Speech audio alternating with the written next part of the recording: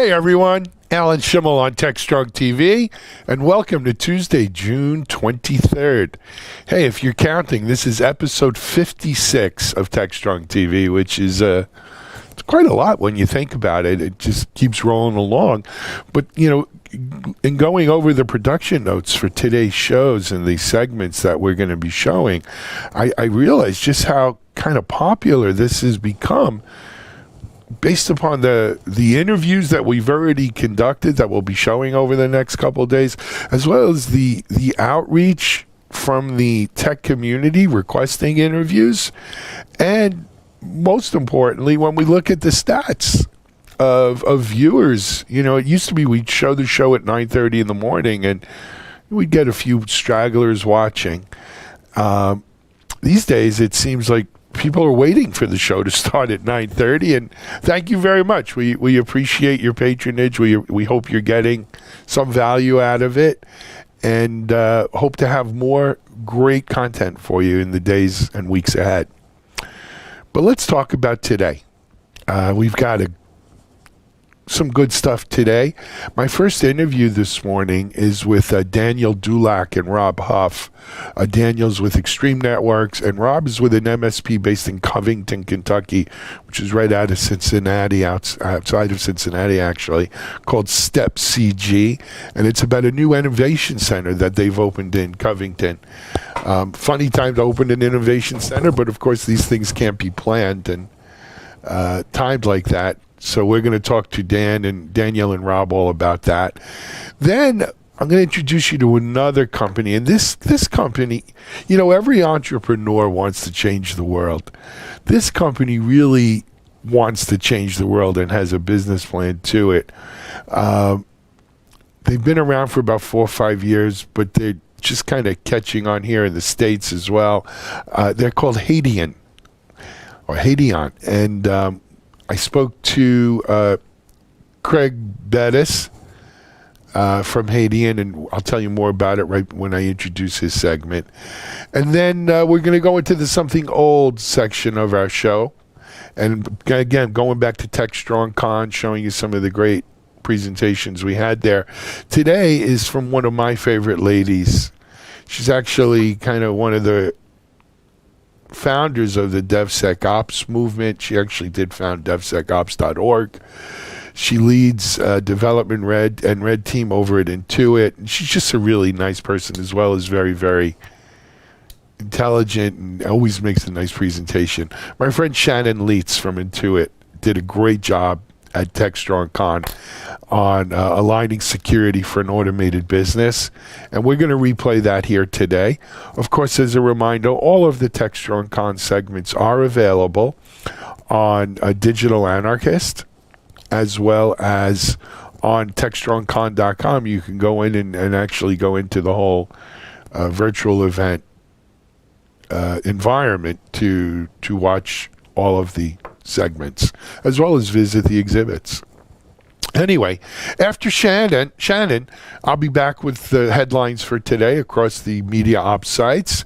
And then we're going to turn things over to Charlene O'Hanlon over in Virginia. Charlene has a good interview today with Will LaSalle, Senior Director, Global Security Solutions at OneSpan. And after that, Charlene is going to do a webinar preview. It's a new week coming up, and she'll be previewing some of the great webinars we have on Media Ops this week that you don't want to miss. After that, we'll head things over to Mitchell for the Analyst Corner with Mitch. Mitchell has a commentary and some good stuff for today. And then I'll be back to wrap things up. So it sounds like your average 2.5 hours worth of great content on TechStrong TV today. We're going to take a quick commercial break, and we'll be right back with our first guest. With the COVID-19 pandemic, it is important to protect yourself and others from spreading the virus. Prevention and personal safety is key. Here are the top ways you can protect yourself and others. Wash your hands often with soap and water for at least 20 seconds. Avoid touching your face. Practice social distancing and avoid high-risk potential people. If you are showing symptoms, stay at home. If you must go out, wear a face mask. Always cover coughs and sneezes with a tissue, or use the inside of your elbow. Clean and sanitize frequently touched surfaces daily. Together, we can prevent this pandemic.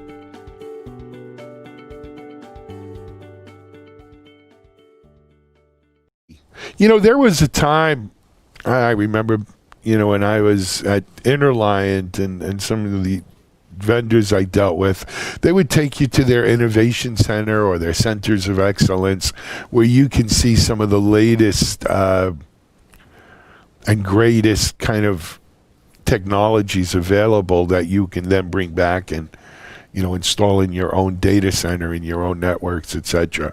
Of course, with the advent of software as everything, software defined everything, you didn't really need to go to an innovation center for many of the software innovations and technologies that we see. But when it comes to hardware and networks and switches and so forth and other, hardware type of technology, you still you want to put your hands on it, you want to see it in action, and an innovation center is still a really great way of doing it. Well, Extreme Networks has partnered with one of their VARs in Covington, Kentucky, which is right outside of Cincinnati. The VAR's name is StepCG, and they actually have a pretty big practice in that whole Midwest area there. We met with Rob Huff of StepCG as well as Daniel Dulick from Extreme, and they talked to us about their new innovation center opened in Covington and plans for it, as well as how selling hardware during these unusual times have been for both Extreme and StepCG.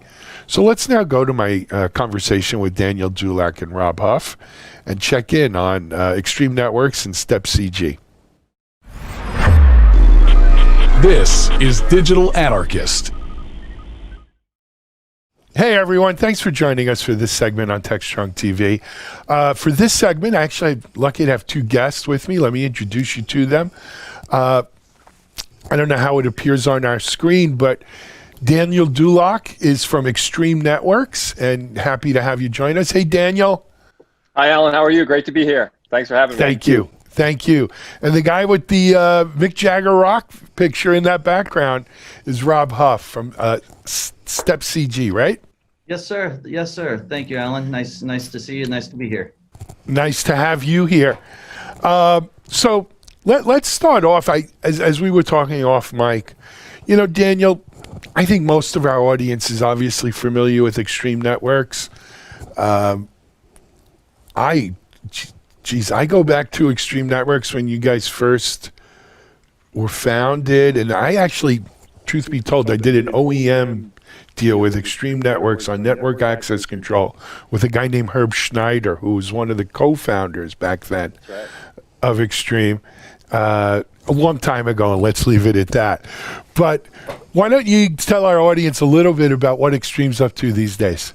Sure. And really in the context of the new world we're living in, right? We call the new normal. It really is quite an exciting time because technology's in everybody's lives. It's how we work. It's how we socialize. It's how we, in our own personal lives. Technology is the common thread that links all of us together. And what we found is, and what we're all living in real time, is every business, every educational institution, every part of society is having to rethink about how they deliver or support their product or service or communication. And people are having to rethink on how do they use technology to do that. And so it really is forcing, there's a term we use a lot, digital transformation, right? This is one of those kind of buzzwords, industry buzzwords that's been around for many years, but it's kind of been an optional thing, but now it's required, it's mandatory. And so it really is forcing all of us, certainly in the technology industry, to really think about how do we offer and continue to offer the technology, the support, the services that we all need to function, because the world doesn't stop because of COVID. And so that's the balance we have to strike here. So it's a pretty exciting time for us. Very cool. Rob, unlike Extreme Networks, I don't know how familiar our audience is with your company. So if you wouldn't mind, I'm going to ask you, take 5 minutes, really. Let's get us up to speed on what you guys do, and we'll go from there. Yeah. Thanks, Alan. So StepCG it's a value-added reseller and system integrator. We kind of like to say we're a value-added reseller that's not an oxymoron, right? So we truly want to add value. The business was founded, we founded it about 5.5 years ago now. And the whole concept was to build an organization around engineering. We saw so many customers out there that couldn't get the ball into the end zone using sports analogies. They may get it to the 10-yard line, but they couldn't get it into the end zone. And there just wasn't a tremendous amount of help on the channel and the partner side to do that very advanced engineering. And that's really what we built the business upon, and the market has responded really well. We grow, we double in size every year. And our culture is one of sharing information and being a good teammate and partner to both the manufacturer as well as the customer. So when it comes to our customer side, we're really big on education. We're really big on sharing knowledge. We don't want to be that company that you have to call to set up a VLAN and we send you a bill. We're going to feed you the information. We're going to give it to you. We want to be part of your team, and we really want to help our customers be successful. What we saw environments 10 years ago that they were managing hundreds of devices. Fast forward to today, they're managing, thousands or tens of thousands of devices. And now even with COVID-19, we're trying to address a remote type of option and offering, and how do we provide secure connectivity? And we always like to be innovative. We always like to think outside the box. Empowerment is everything. Empowering our employees, empowering our customers to make things happen. And really, at its core, and our core value, it's about empowerment. It's about education, and being a true teammate and player. So really, that's who StepCG is at its heart. We operate throughout the Midwest and the South. Provide secure infrastructure and really innovative solutions. And Extreme Networks, in my opinion, is the most innovative manufacturer in the network infrastructure space. So naturally, it's a match made in heaven. And we've experienced tremendous growth thanks to the partnership and the relationship we have with those guys. So. Very cool. Thanks for bringing us up to date on that, Rob. It's good to know. And you're right. For too long, or in too many cases, VAR wasn't an oxymoron, right? It was just where was the value? But I think things go one of two ways today.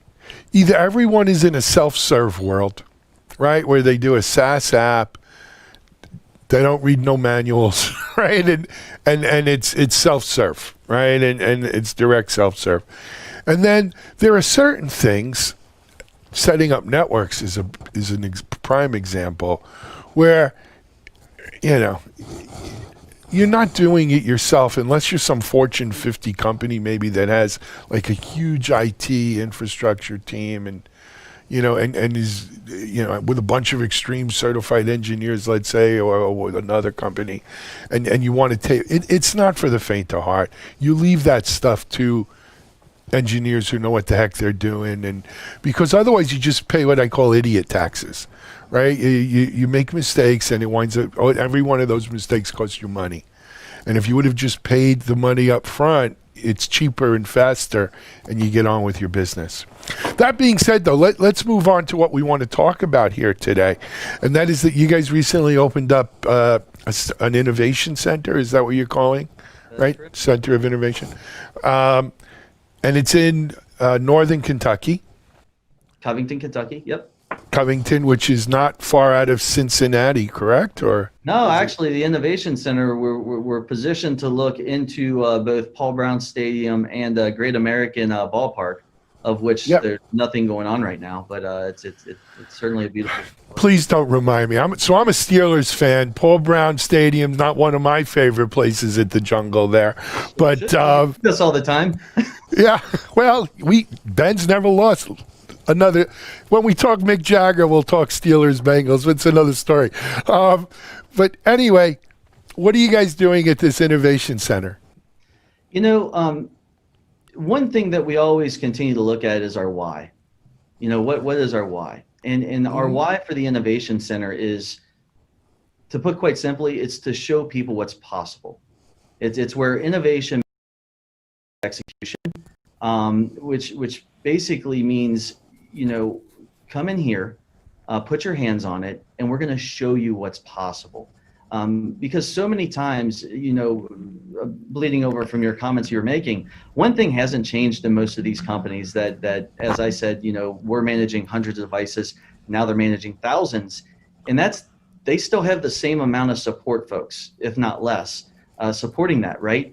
So what we want to do is we want to give people the opportunity to come in and see what is possible for their infrastructure, see automation, truly get to put your hands on and see machine learning and self-healing infrastructures. How can you do more with less? And it's one thing to go through a PowerPoint, because we all have seen some pretty awesome PowerPoints. But what we want to do is we truly want to be that area that people can come see what's possible, put their hands on it, and truly understand when we say where innovation meets execution, what exactly that means. Yep. Now, I'm going to safely assume that Extreme Networks and the capabilities that their infrastructure provides is a star at the Innovation Center. But give us an idea, what other than Extreme, what other kinds of technologies are on display there?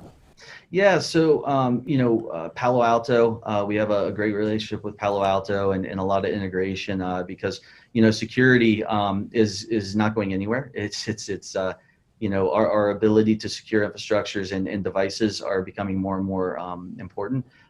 So practice around both Palo Alto and Fortinet. Cradlepoint is a huge partner. We actually have a depth of knowledge in the wired space, the wireless space, and the LTE space. So Cradlepoint is an edge router, really addressing IoT infrastructure, IoT needs. You're going to see a lot of cloud voice and cloud sensor type solutions on display. And then you're also going to see up, running, live, and active private LTE deployments. So we're going to be deploying private LTE on the new CBRS spectrum here as well, so that you can see physical security devices, cloud-based physical security devices like Verkada and access control on display, talking to private LTE and Wi-Fi 6. And how you can leverage both of those technologies in a manufacturing, government, or education environment, providing students access to the internet in their houses, for instance. Those are some of the projects that we're rolling out, and we're going to be able to demo and display all of that here. And then there's a whole nother aspect, which I hope we get into, which is the educational side of it. And at the heart of everything we do, it always comes back to education. Because in our opinion, education is power, and we want to continue to drive more young people into the IT workplace, as well as retrain some of our aging workplace that their cheese got moved. Their cheese got moved, and we want to help them find that cheese, right? Absolutely.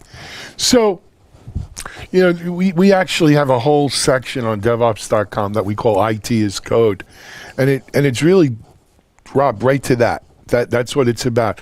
So all of these people, the IT generalists, in my time, the guy who ran the Exchange server or the AD server or the network guy, the firewall guy, the people who used to make our offices work. Right there, as we are moving to the cloud and we're adopting all these new technologies you're talking about, their world has changed, right? They've got to learn how to do some coding now. They got to learn how to do scripting. They've got to learn new languages, new technologies.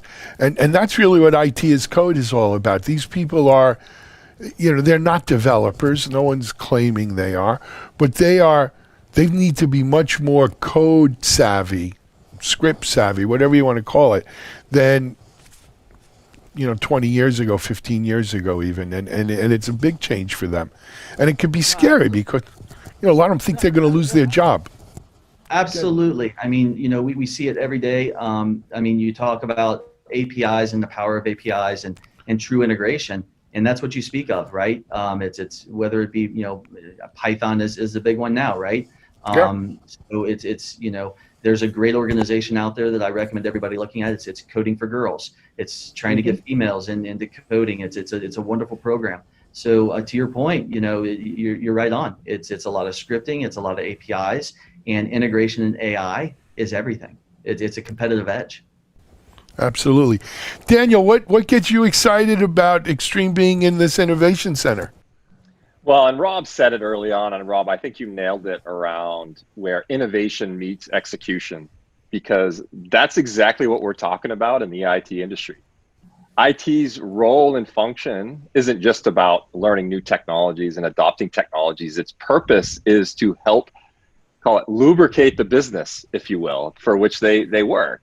How to offer better services, more streamlined services, more self-service services. Alan, you mentioned that, and this is really where, and in my humble opinion, this is where education and innovation in education bridges that gap between innovation and execution. It is the bridge.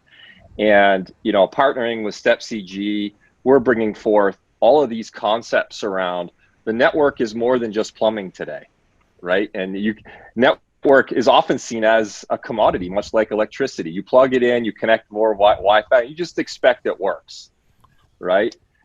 You couple that with certainly the younger generation coming in, they're used to these things. They were born with these devices now in their hands. The new talent coming into the IT world doesn't know what it was like before one of these things existed. Yeah.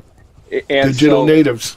That's right. And they expect to do their jobs in the IT workforce, meaning offering services, troubleshooting, deploying new applications, all through one of these. Yeah. And it's a complete shift that again, we as a vendor have to be very cognizant of, because the landscape on how networks are designed, operated, troubleshoot, we have to use machine learning and artificial intelligence, because the next generation workforce is going to have a set of expectations. And it's really they want UI driven, just like on an app, right? They don't want to get into code. They don't want to write scripts, right? And so that's the spectrum we're working with is, kind of bringing, and Rob, you called it out, really, is helping, call it, the more legacy or heritage operations, IT operations of workforce kind of adopt to a new way, as well as the new workforce coming in.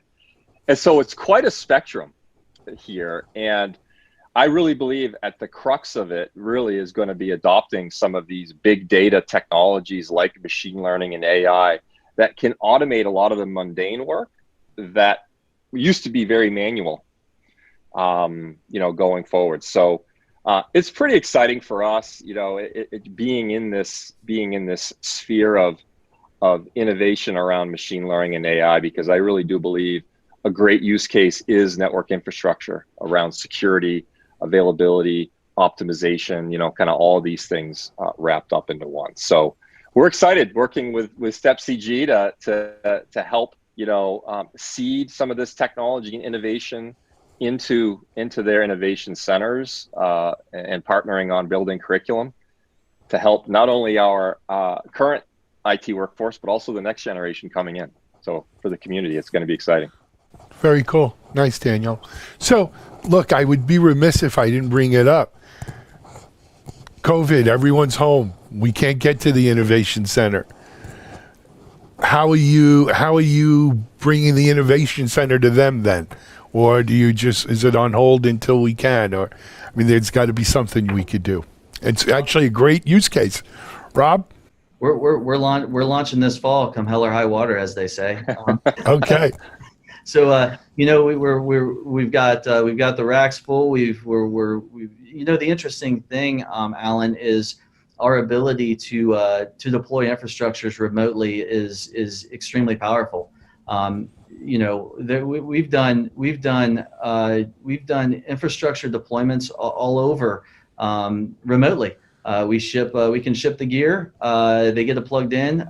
We ship them a Cradlepoint router. We have LTE, out of band management, out of band access, and we can program, right. Our innovation training is very similar. Obviously, we're going to have on-site offerings because that's what a lot of people are looking for. But at the end of the day, our lab, which has over $1 million of extreme gear in it, we're going to have full out-of-band remote access to that entire lab. So, from an instructor perspective, you can really train anybody, anywhere, anytime, any place.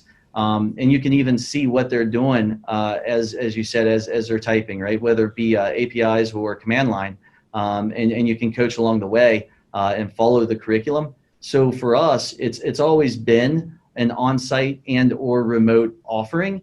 So really nothing changes. We're going to obviously follow all the state guidelines to a T, with the social distancing, the timing, and number of folks and where they come from. So we're going to definitely do that and follow all the guidelines, both from the WHO and the CDC. But I do envision the soft launch of this being primarily a remote offering. But like I said, we're prepared for that. It's kind of what we do. Absolutely. Well, no, I think it's a great use case. Hey, let us show you real innovation, right, in doing it and how this can be done remotely. So it works. Guys, we're about out of time. First of all, I want to thank you both for coming on. Thanks to our friends at Extreme for setting this up. And I want to wish you both the best of luck with this. At some point, maybe I'll get up there to Cincinnati to watch a Steelers game and then come check out the Innovation Center, Robin. We could talk Rolling Stones. Absolutely. Or next time I'm down there in Florida, I'll definitely look you up. Yeah, don't come to things are pretty bad here right now, but hopefully they'll be getting better. Anyway, thanks so much for joining us on TechStrong TV. Best of luck. This is Alan Schimmel, and we'll be right back with our next guest.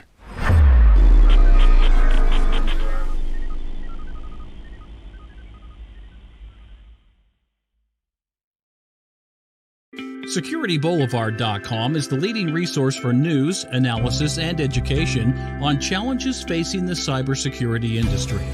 SecurityBoulevard.com covers all aspects of cybersecurity, including data security, DevSecOps, cloud security, application security, network security, security threats, and more. SecurityBoulevard.com has the largest selection of security content, featuring breaking news, blog posts, podcasts, and more. Visit www.securityboulevard.com to learn more. SecurityBoulevard.com, home of Security Bloggers Network. Okay, before we start our next interview, I often tell people that I've never met a successful startup or successful startup entrepreneur who didn't think that in some small way what they were doing could help change the world. Nice to haves don't cut it. Must haves are the kinds of ideas and technologies and products and services that you build a company around. This next interview is with Craig Bettis of Hayden. Hayden's basic premise is that they are going to, in essence, take the power of a supercomputer and make it available to even individual developers and small teams. So no longer are supercomputers strictly in the realm of large government, university, or Fortune 100 companies. The power of supercomputing can be brought to everyone. And that's Hayden's goal, and they've been at it for 5 years. They've done some amazing things. They actually have and as Craig is going to talk about in this interview, they have some really large-scale customers that are using the technology, and it sounds pretty amazing. I'm going to let Craig tell you more. Let's now go to our interview with Craig Bettis of Hayden.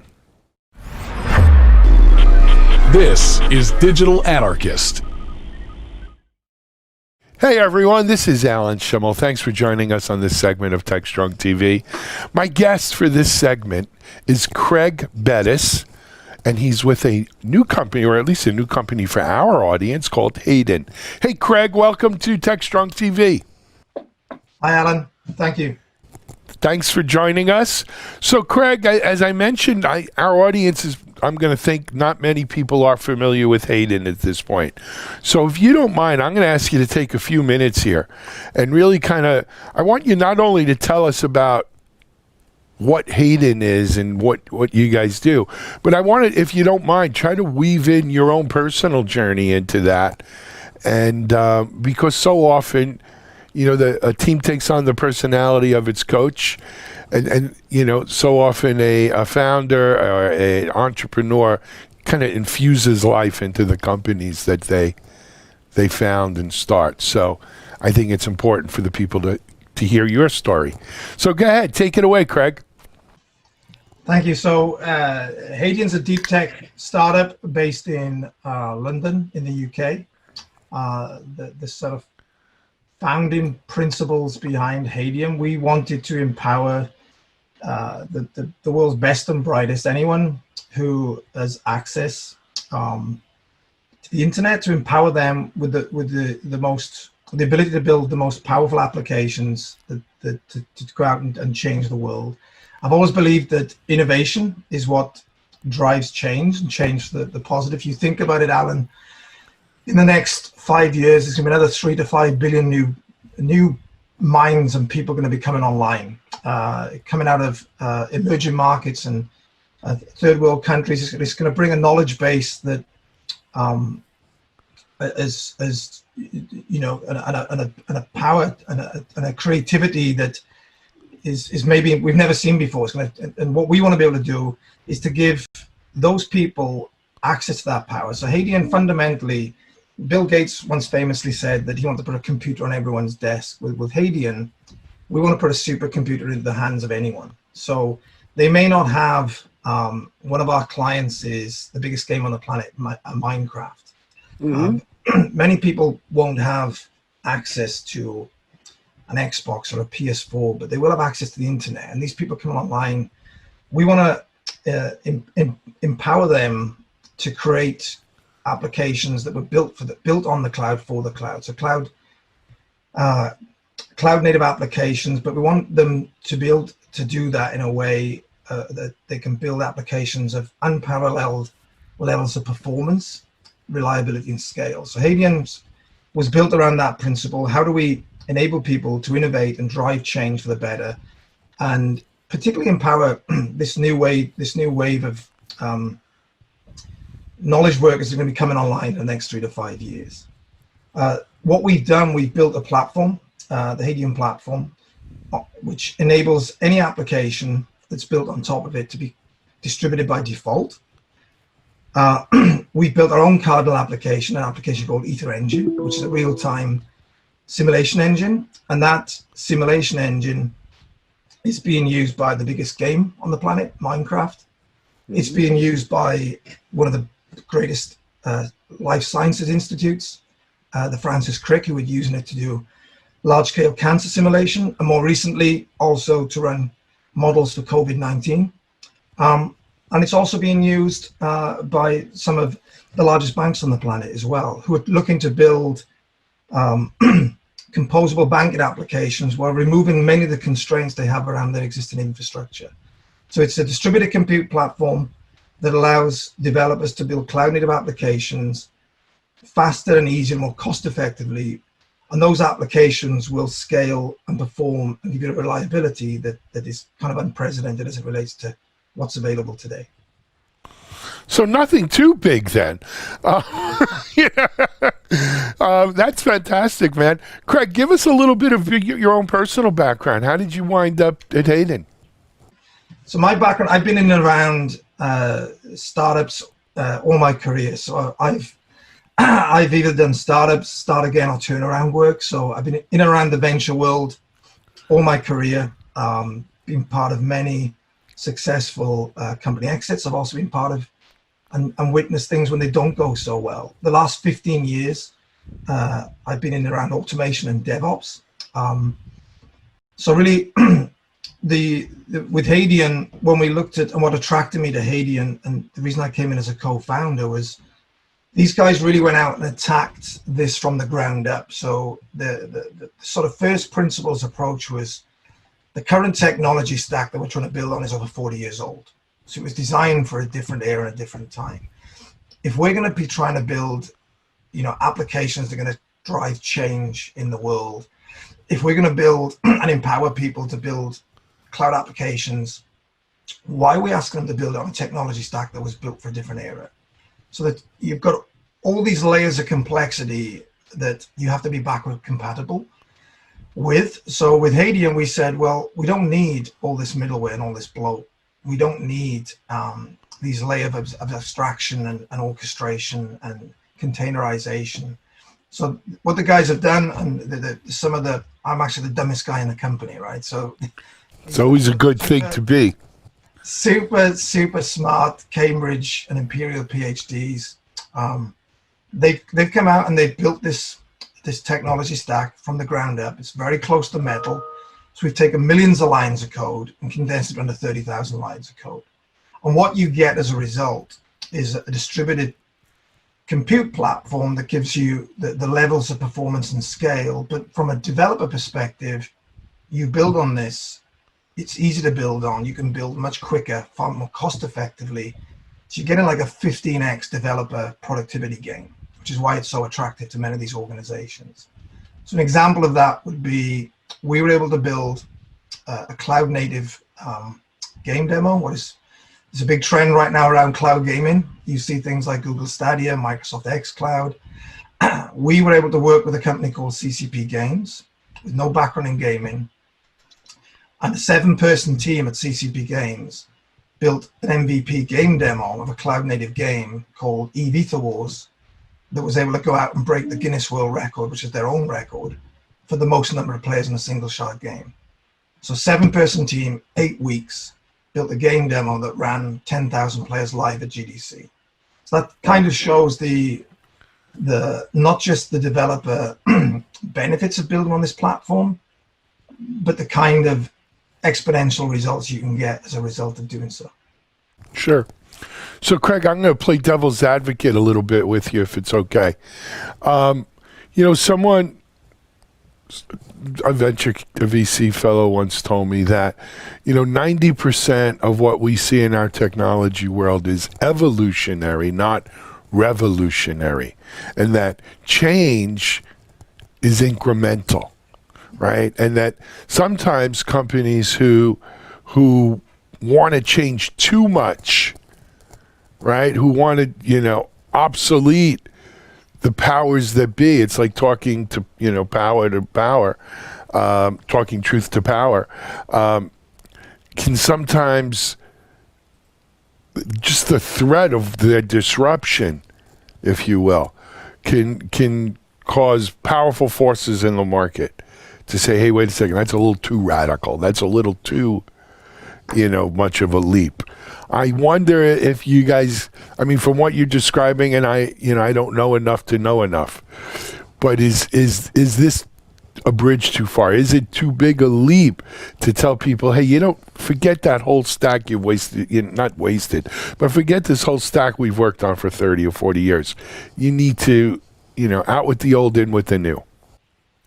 So it's a great question, and it kind of ties into why we made some of the strategic choices we made in terms of how do we take this thing to market, how do we get product market fit, how do we show people there's this, how can we, this little company in London, go out and put a 10,000 player game demo that Google Stadia, Microsoft, Epic, Unity, no one's been able to do this. Why can we do this? It's because of the power of the underlying tech. But how do you then take that into production? And you're right, there's going to be resistance to that amount of change just because the cost of change is going to be prohibitive. So one of the things we did when we looked at the challenge with deep tech and sort of game changing tech at that is people are always questioning, hey, does it work? And second is, how hard is it to adopt, and what are the barriers to entry, right? So whilst we have this R&D kernel around Hayden OS, which is our underlying, which is the sort of core of the Hayden platform, we realized that's going to take us a long time to build. And while we're doing that, we need to have validation points to feed into that on the journey. So one of the things we did very early doors was to look at how do we get this into production. So we built, with our process model, we did an abstraction layer over Linux.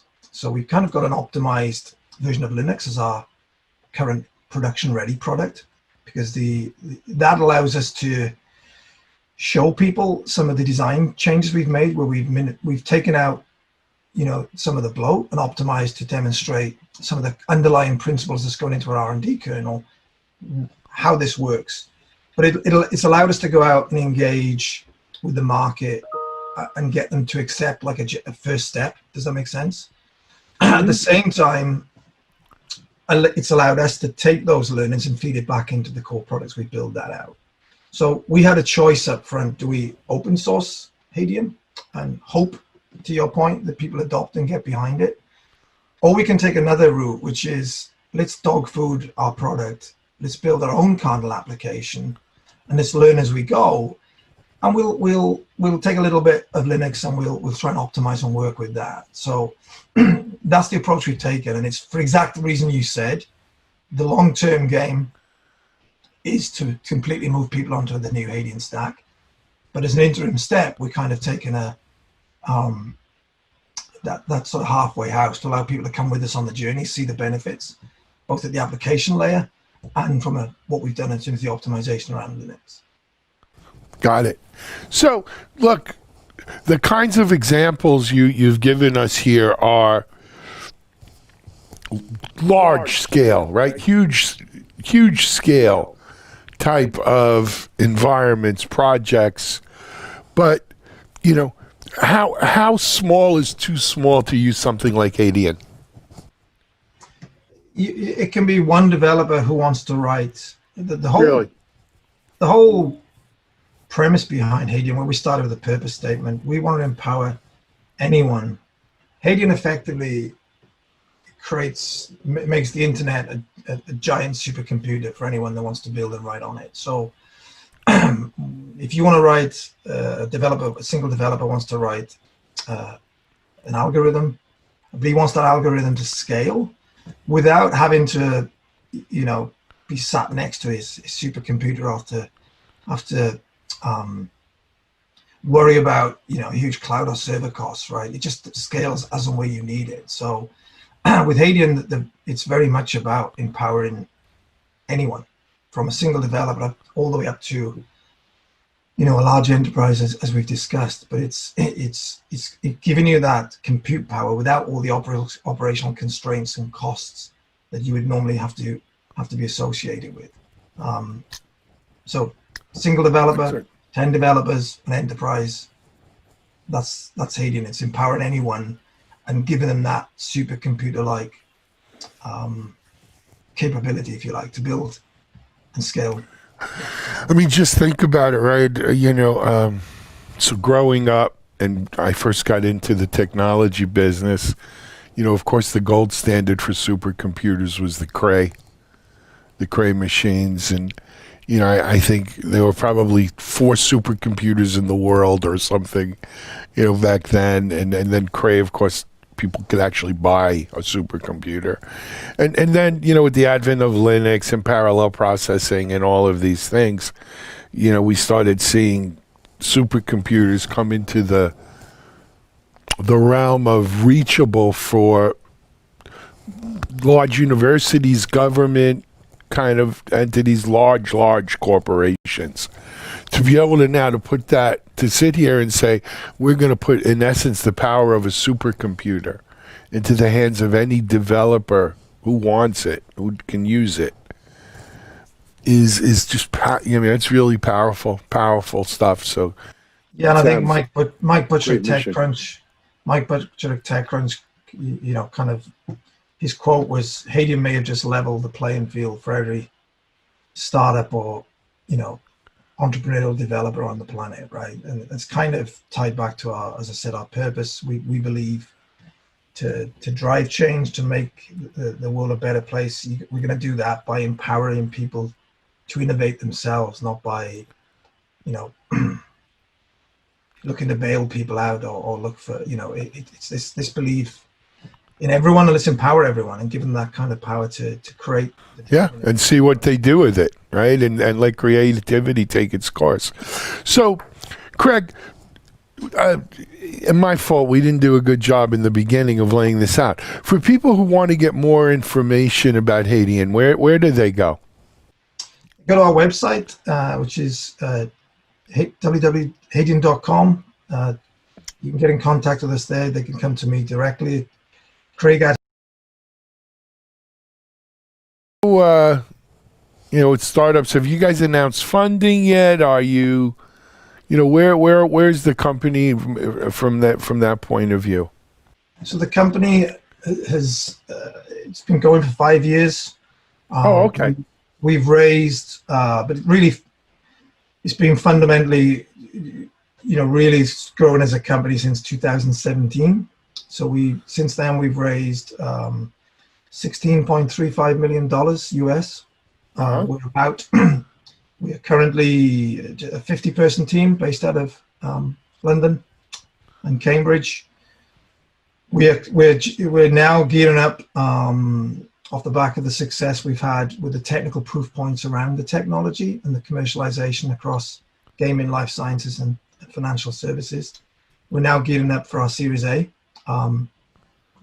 We're looking to raise more money towards the end of this year. We're in good shape, despite the economic downturn, the sort of global pandemic. We're fortunate that many of the markets we serve are quite buoyant right now. So gaming is very buoyant, healthcare and life sciences are very buoyant, and sort of government and synthetic training and simulation is also very buoyant. So absolutely. Well, I mean, tech in general, Craig, I tell people this all the time. I consider myself personally be blessed, but all of us in the tech industry, though we've seen hard times with this, compared to other industries, tourism, or some of the other things that have really been just shut down, the whole hospitality industry, we've been relatively unscathed. And I've spoken to tech executives who say, man, we're looking forward, anybody, any developers who are getting laid off, we view this as an opportunity. We can finally start filling some of the open recs out there, right? And so, yeah, I mean, count our blessings over in the tech industry with that. It is what, it could be a lot worse. And there are people who are truly, truly, truly suffering economically, as well as those who suffer from the disease and everything. Anyway, Craig, we're about out of time. I want to thank you for introducing us to Hayden today. It's HADEAN.com for anyone interested. We'd like to, we scratched the surface here in 20 minutes, but we need to maybe take a deeper dive. Maybe we do some follow-up traditional article or blog kind of post on this and bring it out to people. I'd like to understand more about what the developer experience is and stuff like this. But for now, hey man, thank you very much for joining us from London, and stay well and keep doing what you're doing. It sounds like such an exciting look, project. We're gearing up and hiring. So if there are people out there looking for work, to the point you just made, reach out to us. We're about to open a US office this year. So yeah, great. If they're a good pick, where in the US, It's confidential at the moment, but it'll be close to where most of the cloud guys are, because we have good partnerships with all the cloud players. So okay, there's a hint. Yep. Sounds good. Hey, Craig, thank you so much. That's pleasure. Craig Bettis. Thank you. Stay safe. Craig, take care. You too. Craig Bettis Bye-bye. from Hayden here on TechStrong TV. This is Alan Schimmel. We'll be right back.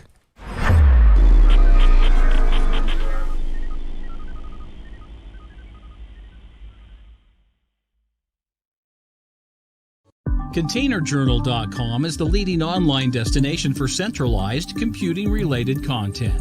ContainerJournal.com covers all aspects of software containers, from container management, data management for containers, container security, networking for containers, to the entire container ecosystem, Kubernetes, microservices, serverless, and more.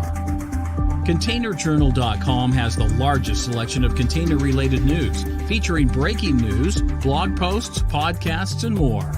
Visit www.containerjournal.com to learn more. ContainerJournal.com is operated by MediaOps Inc., the team behind DevOps.com, Digital Anarchist, SecurityBoulevard.com, DevOps Connect, and DevOpsDozen.com. As I said at the top of the show, one of my favorite people in the DevSecOps space is our next presenter. Shannon Leitz literally started DevSecOps.org and the DevSecOps Manifesto along with a few other folks, but she was kind of the driving force for it. I've had the pleasure of having Shannon present at several RSA DevSecOps events that we've done over the years, as well as a lot of our virtual events. She's always there to lend a hand. But on top of that, you know, she's really a role model for women and diversity in the cyber space. She's also a role model for how we bring security to developers, right? And which is the essence of DevSecOps. What was always interesting about Shannon is she actually manages in the development side of the house, not necessarily security, where she leads a team and Intuit. Really, really sharp woman. I think you're going to like this presentation she did at TechStrong Con recently, which is aligning security for an automated business. So let's now go to Shannon Leitz from our TechStrong Con conference just earlier this month on aligning security for an automated business.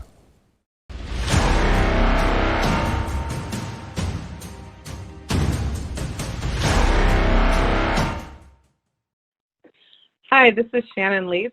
I'm here with TechStrong Conference, and I'm going to talk to you today about DevSecOps and aligning security for an automated business.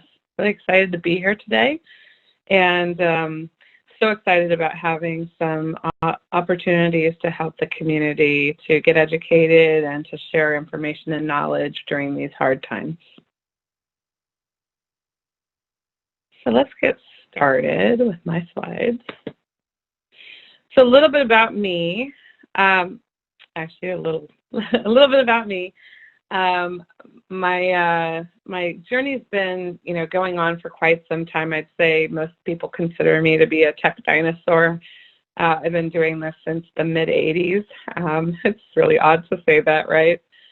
Some of my interests as a human, I like to always kind of put these things up and have a little bit of fun. I have a couple of girls. They like to do ballet. I'm big into STEM because with little girls, it's a thing that I really am passionate about and helping them to further their careers as they grow up. I build comic strips. Some of them are known, some of them are not known. I also love to kickbox, so that's what I do with my time on the side.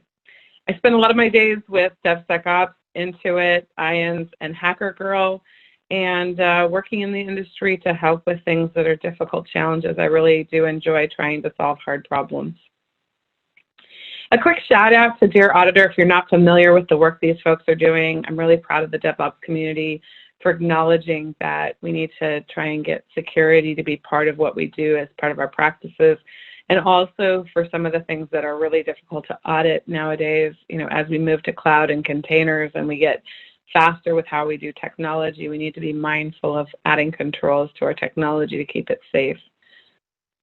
Also, another shout out to the OAuth Foundation for all of the cool work that they're doing. I'm really exceptionally proud of some of the work that they're doing around APIs and some of the new stuff that they've added. Really important to go see it. Check out their new API security project. One final shout out to the change.org group for putting out petitions. Right now we're in the middle of trying times, and this life mattered. Having the ability for my children to see somebody be murdered on tape for me was something that I felt that I need to add to this. And so if you can, please do me a favor, go out and sign this petition. We do need to see justice. This life mattered. So quick overview. Let's get into my talk.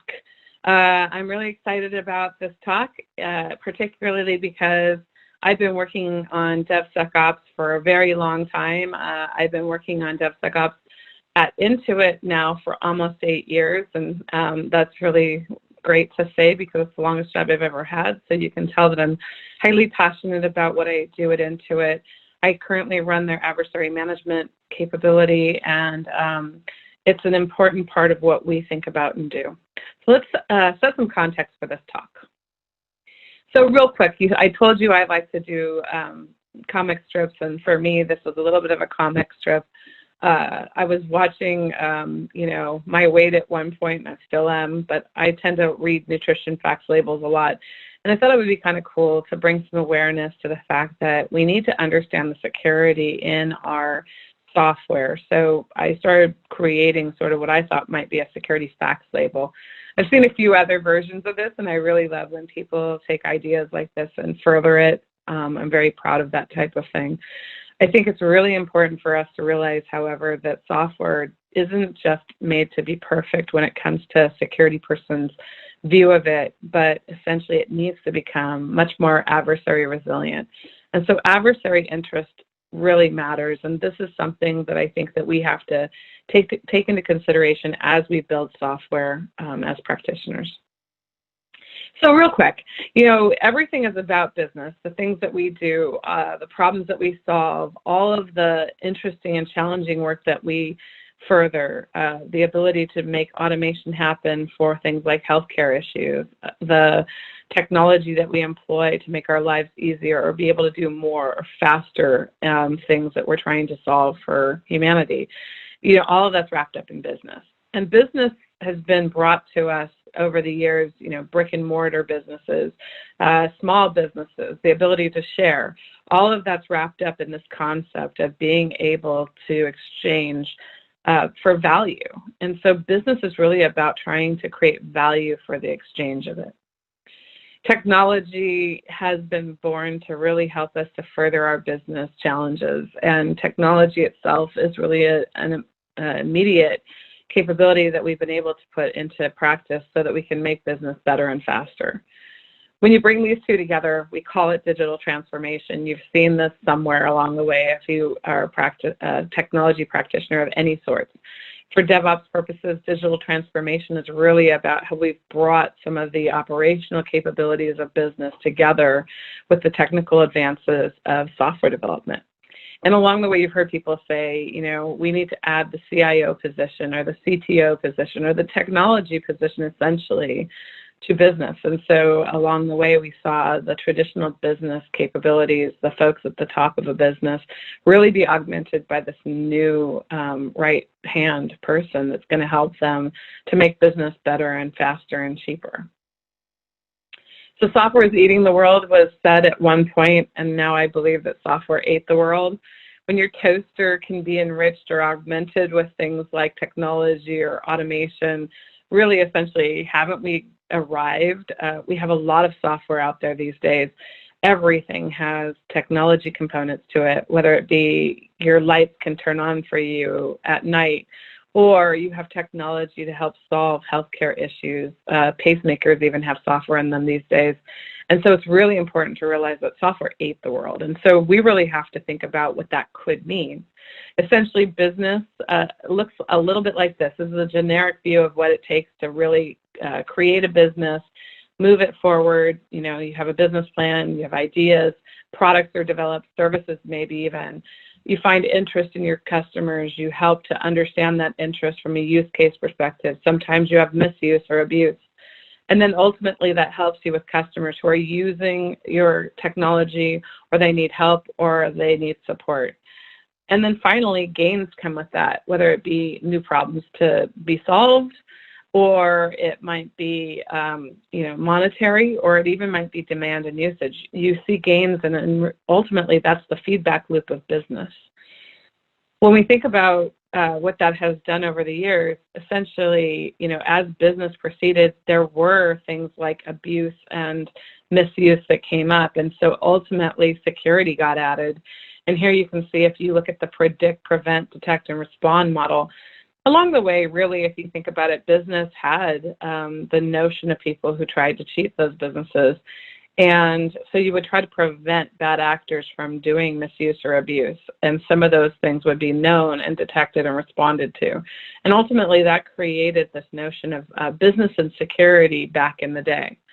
Well, along the way, essentially, when you think about how we might practice business, evolution happens. Things like compute start to trend towards cloud. And thankfully, if you look at Agile, it really is in the heart and soul of this picture, because it has been what has changed and transformed business in a way that we can see that technology is needed so that we can move faster, that we can solve bigger and better problems. And with that polarity change have been other things that actually have to be changed. I haven't changed this picture in a while. I've been using this for quite some time. I found Simon Wardley a long time ago. And as a Wardley map goes, this one has been pretty pervasive. And I'm in the middle of updating it. What you can see here is that once upon a time, DevSecOps was being pulled forward towards commodity by things like traditional security not keeping up with Agile and not keeping up with the cloud, and not even really being connected to either of those in a way that they were going to make for a good transition. So DevSecOps has become bigger and better, and you can see some other things that I've forecasted and predicted: security as code, fewer, better suppliers, transparent security, rugged software. Not just rugged security, not just rugged DevOps, but rugged software itself, and this notion of resilience. So with that said, if the Simon Wardley map is right, then essentially business has been trying to get this digital transformation to come to bear. And automation and software are really being added to business at an unprecedented level. You can see the sophistication of business getting better. As an example, we're in the middle of a pandemic and you can get your groceries delivered. Businesses are not completely offline. You see restaurants being able to deliver to their customers. And we're starting to look at this way of living as in a different way. There's a lot of folks that could essentially gain from the things that we're being plagued by. And ultimately, with automation and software, we can solve a lot more problems. I was just mentioning to somebody the other day that it's become hard to be a working mom with children at home and being able to take care of the family that I provide for. And also, be able to do shopping. Shopping seems to be different now, and it's more difficult to walk down the aisle than walking down the aisles of the supermarket. Instead, I'm having to walk down those aisles in my mind, and I think that there's going to become a lot more advances and problems that people have to solve as part of this new normal. I don't think we're going backwards. And so if you think about going forward, that means that this notion of automation and technology and security needs to be added together. So taking what you learned from prior business models and really adding in that predict, prevent, detect, respond to automation and software, and ultimately adding things in like risk and loss. Those elements are really important and critical in here. So if we take this step forward and we move towards this new model, and we look at what has been adapted and how we're going to be able to look at and make decisions as software practitioners, I think it's essential to understand the responsibilities between business and security, and that's what this picture depicts for you. I've added in predict, prevent, detect, and respond. If that seems familiar to you, it's because you can go out and get a lot of this information from Gartner and NIST and a variety of other standards providers that are out there trying to help you to understand what kind of controls you'll need. I've paired them with some of the things that happen in business, like to predict, you really do need to understand the ideas that are coming forward and what it would mean to have adversary interest or losses and how you could essentially create more resilience. And so this, to me, this picture is about creating the right level of resilience for business and ultimately aligning your risk tolerances and thresholds to the business plans that we all have. So with that said, if you think about moving things forward, there's always been a little bit of a challenge between DevOps and security. And I think the reason why is because when you look at Dev and Ops, it was clear that they were going to align more tightly than even with security. And the reason why is because both Dev and Ops are really aligned towards speed of business and ensuring the availability, reliability of software, increasing speed to market, increasing speed of solving problems. Versus if you look at a security practitioner and what they're aligned towards, usually it's perfection and making sure that things are safe and achieve the right level of security so that we can avoid having adversaries really take advantage of these interesting new attack surfaces that a business has. Ultimately, when we really think about what we have to do to align all of these efforts, we have to get confidence that we're building safe software and that we're actually bringing these two notions together. Everything can't be 100%. You can't have software that meets the needs of speed and business and ultimately achieve the 1% perfection that tolerance that a security practitioner wants to have. And so ultimately, when you look at that, you basically move towards something where you're building security in. And this notion of building security in has to be done not just inside the CI/CD pipeline, but really as part of the core of business. So I've added some other things to the normal CI/CD you can see in here. As an example, design time. I don't often see CI/CD pipelines where the design time is really considered. This is where you might have things like prototype and prototype management, ultimately building things like attack maps once those come through. I was inspired about a model like this when I saw how Pixar does what it does, where there's a lot of exchanges and handoffs between different groups within the company to be able to create some of the most impressive videos and movies that we've ever seen.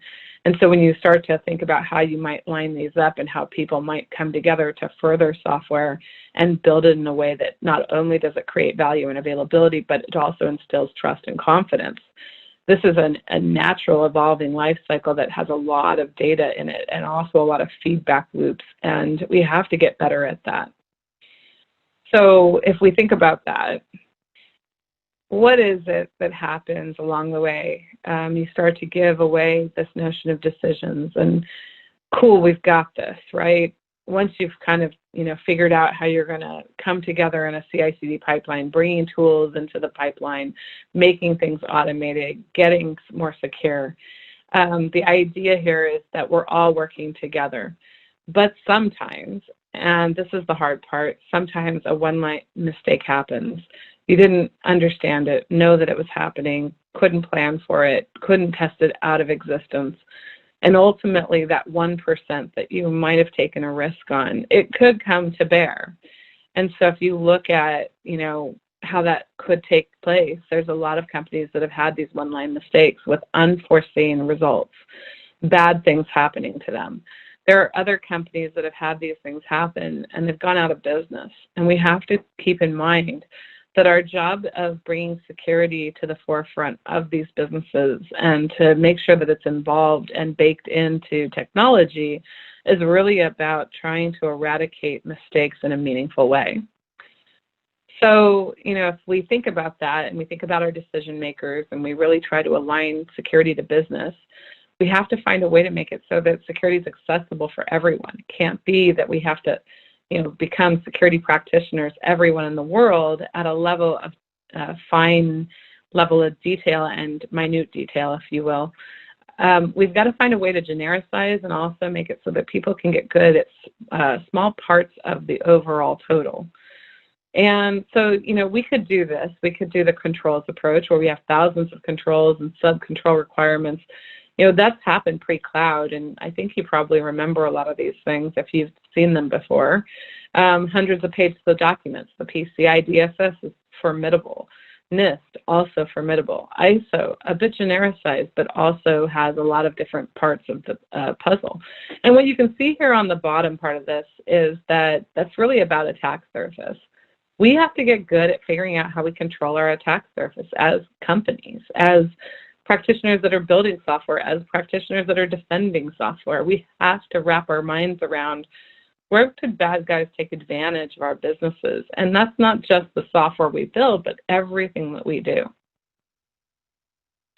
So with that said, complexity and speed and security, how do you balance all of this out? At one point I heard that we need to balance security as an ability, and that was meaningful to me. I didn't really understand it at first. I think that there's some folks that have really brought a lot of dev and the heart of dev and the heart of decision making in dev to my mindset. And when I have heard people talk about, who's the enemy of whom, this picture of this triad of speed, complexity, and security, commonly speed and complexity are the enemy of security, the way a security practitioner thinks about it. And for those that are wrapped around speed, complexity and security are the enemies. And ultimately, if you add speed and security together, the real enemy of all of it is complexity. And I'm not saying that everything can be simple, but I do believe that if you simplify things, you can get to the heart of what makes them really important. And the things that become very important are the things that actually get the most attention. We have to find a way to make it so that we can simplify and prioritize. So for that, I think that it's important to think about sort of the real world. And this is a builder slide, so I'm just going to try and build it up fast. Once upon a time, I did a talk at RSA, and this is something that you can go listen to. I spent a lot of time doing research around the OWASP top 10, and my belief was, hey, if this is true, and we would normally see that these things are broken out to be a top 10, injection attacks should have a number of adversaries and IPs associated with them. And the perceived success should be very high if this is totally a challenge for the software industry. And I think as you kind of look at all of these, basically rationalizing how they came together and what they were, what was interesting was to start looking at the data for what we really see. Scanners that are out there spend a tremendous amount of time trying to prove injection and security misconfigurations and cross-site scripting and XXE and all these different things that you could have in security serialization. The number of adversaries and IPs have been relatively small, and the perceived success also relatively small. So they bundle down there in the left-hand bottom quadrant. And I think that it's important to know that when you add in things like researchers, they spend a lot of their time in things like subdomain takeovers, null byte exceptions, and even cross-site scripting. And so I think, watching as this comes to bear, the number of adversaries, again, and those IPs really didn't stand up to what has been pushed as part of a top 10. Ultimately, too, if you look at like paid noise, adversaries that use things like threat evasion, how you actually look at something in your logs and what it looks like, all of that's also important to keep into consideration. But it doesn't line up again. If you look at all the different things, you don't really see it in the OWASP top 10, even though you deal with it. SQL injection does show up within the injection elements. But again, while it might have a number of adversaries and IPs, there's really not as much perception of success. And if you add in advanced adversaries, they spend a lot of their time with very small amounts of IPs under the notion that there's a lot of paid noise, that they can go and do things that are actually more relevant to what they're trying to achieve. Feature abuse, forceful browsing, even cross-site scripting does come up, but it's to help with things like, fraudulent activity or phishing. And command injection is high on the list of trying to break into and get behind enemy lines, if you will, if you were an adversary. So I think it's really important to understand that this is how things laid out in the real-world experiment that I did. So what's that mean? If you think about all the common mistakes that are out there, this notion of common mistakes, authentication frailties, extended blast radius, deprecation life cycles that are really having a challenge, bad practices, and missed anomalies. Essentially, these are the core 6 that I found to be the most important issues of moving to a software mostly world, right? And how you think about your 1% challenge of trying to get to the point where it's even less than a 1% challenge is really about trying to solve for these things and make them accessible to everyone without having to understand every little tiny attack detail. So with that, the security hierarchy of needs was born, and we've been talking about it for years as a company, both internally and externally, and we wrap a lot of our capabilities around this notion that zoning and containment, this notion of blast radius. I think once upon a time you saw that Rich Mogul, who's been working in cloud and working with AWS for a really long time, he did an article on blast radius after talking with me. And I think it's essential for us to understand that the biggest problems that we have are really about this notion of zoning and containment. You might even consider looking at the Beyond Corp paper that's out there that Google has posed, because as you move into cloudier capabilities, you take advantage of SaaS providers, you're starting to do more third-party arrangements. Zoning and containment has a different capability towards it. You're moving out of your data centers and you're having to get better at asset management, or what we call secure software bill of materials. You're also having to increase your logging and visibility, because detection is part of being able to prevent and respond. And essentially, authentication is, and I purposely, we went through this a lot. It's not access management, it's authentication, because essentially that is your decision to identify someone who's allowed to use or exposed to the things that you're providing to them, and having good identity verification and two-factor authentication is part of the puzzle. And finally, the cherry on top, encryption. When I first gotten started with the cloud, everybody thought that if they encrypted everything, they wouldn't have to worry about it. I think there's a little bit of that is a truth, but it also, I think that it can be a bit of a mistake if you're trying to really do more hardened software and defense in depth, which you should be doing no matter where your software is. So I think it's really important to keep it as part of a high priority, but really that cherry on top to solve for it with balance. So let's get into this. I did another talk. You'll see it here if you want these slides. I give the link at the end of this discussion. The security hierarchy of needs is really broken out into some of these smaller things. The 5, I've added one on to it. So if you look at the pyramid, you're not going to see resilience. I kind of use that as what I call the diamond, or the ultimate goal. The diamond stuff that you're trying to worry about is really where chained attacks come into consideration. And ultimately, with the 1%, you're driving for better software with this hierarchy model and balancing your considerations. As decision makers who are building software, this means that you really have to have considerations around zoning and containment. You're hardening with purpose. You're not just deciding on open-ended attacks that are actually going to hit your software. You're looking at things where you have to patch and maintain libraries, operating the systems. This notion of evasion is really important for logging, because when you peel apart evasion, which is part of what you see in logs, from the actual attacks, you do get consideration as to everything else that's in this hierarchy of needs. Credentials and identity are really important, and in here you see SQLi. There's no better way than to say that, you know, that this is an injection attack of some sort where inputs and outputs are really core. But let's just say that you missed it. You still need to have encryption around your most sensitive data, so that if you do make a mistake, you have the ability to pull it back. And then insiders, you know, really using encryption as basically a supplemental authentication mechanism in addition, and part of the authorization and access layer. AWS has done some great work where they added authentication and encryption together, so that they created this notion of authentication being the first step and encryption being part of the authorization scheme. And I think that's probably the right way to think about it. More will be done in terms of research over the years to say whether that is true or not. But I do think that that mindset that encryption is part of access management is really essential towards understanding how you keep data safe. So let's apply, Sean. Let's take a quick few minutes to run through what it would feel like to do this. And there's a whole lot of links in this section. Again, I give the link to the entire presentation at the end, so you can go back and take a look at some of those notes in there and the references. I think it's important to get your head wrapped around this capability. So let's go through those. Remind ourselves: common mistakes, authentication frailties, extended blast radius, deprecation life cycles that are challenged, bad practices, missed anomalies, right? These are the things that are the core 6 that we have to worry about.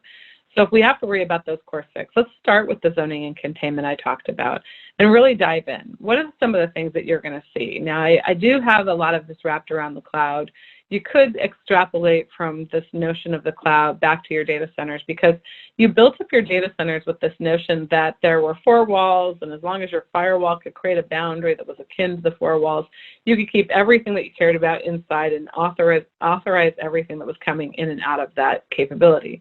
The same is true for software, but now you might be dealing with something where it's boundaryless. Again, going to the Beyond Corp paper I mentioned from Google, zoning and containment now has really changed in a way that we have to understand what is most important to our companies. How do we deal with things like third parties? So this notion of a control plane, an account, or an organization is really essential to establishing that root capability of your company. And then ultimately your cloud accounts or your projects are part of, again, that zoning and containment. Do you have one account where everything's inside of it? Do you have many accounts where you've broken up some of the boundary so that if one thing gets compromised, you still have the other things? That's part of blast radius containment. Virtual private cloud, where you've got the ability to say, again, what's part of your company and how you're actually going to manage it as part of your company, making those things intentionally private. Private endpoints, you know, a lot more of the cloud capabilities out there have really provided these notion of private endpoints.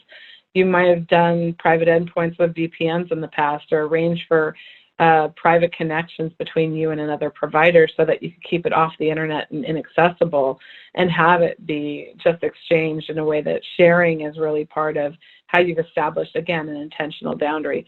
Whitelist and blacklist, where you've actually allowed some traffic to come in, and you can do that through one of those 2 mechanisms.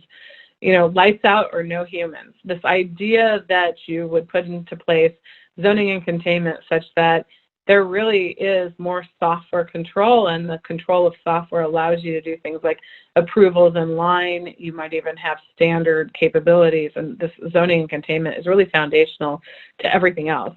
You could have a lot of security controls, and if you get zoning and containment wrong, all those other controls that you might put in place are actually going to be at the mercy of this single thing, because it is the base for the pyramid for how you actually put together those other controls. Without good zoning and containment, everything else is going to be frail or have less success. Next on our list is asset management. Now, I like to say that if you know what's in your software, you have a better chance of securing and defending it. This is hard. There's a lot of technology out there right now trying to solve for the bill of materials. It could be as simple as you put a manifest into your software bill of materials section. You might even have sbom.md in your base capability. There's lots of different manifest types. So you could be using Yarn, or you could be using, you know, some of the other capabilities out there. And the way that you're actually putting files together, like POM files, all of that is actually essential. But remember, too, that asset management is about understanding how to keep your software secure, how to know what's in it, how to keep it up to date with the patches that might come through. When somebody finds a security issue, you being able to know whether or not you need to do something about it is really part of the asset management experience. So let's jump in. So asset management and software bill of materials is critical to your security success. Say that 10 times fast, right? Resource mapping is essential. So knowing what you have, having a resource understanding. If you're a big company, this resource mapping might become sort of akin to like a CMDB, although I don't know that CMDBs really do a good job yet of bill of materials. But I do think that there's some emerging thought process around how a CMDB and some of these library repos might come together. And I think you're going to find that with asset management and software bill of materials, that you could have billions or trillions of things that you have to keep safe. And so there's a lot of responsibility in this particular area. Continuous asset registries, service catalogs, central repos, so not just letting people go out to the internet and download stuff is essential. Lifecycle management, where you actually help to make sure that things are taken care of. You've got good maintenance practices. And attack surface and drift management. So essentially when you put something together and you have good configurations, you should be checking those configurations as part of your software bill of materials.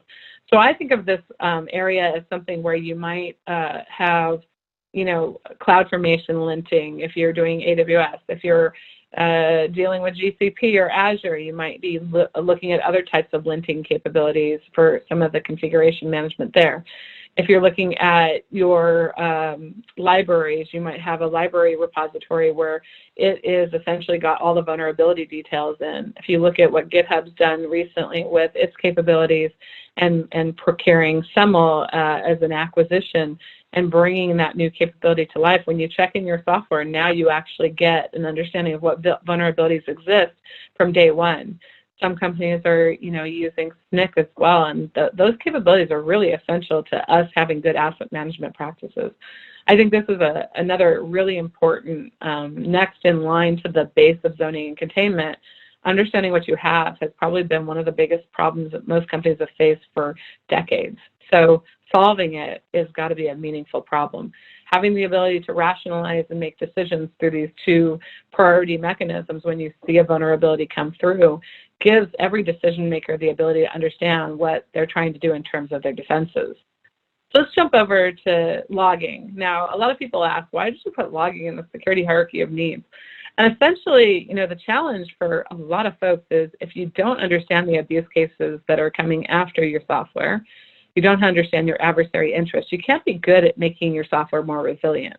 So it is absolutely essential that we get good at logging, having security traceability, getting good at the notion of securability, just like it's availability, just like it's every other ility. And logging is the way that you do that. It increases your visibility, your detection, and an understanding of what abuse cases you really do have.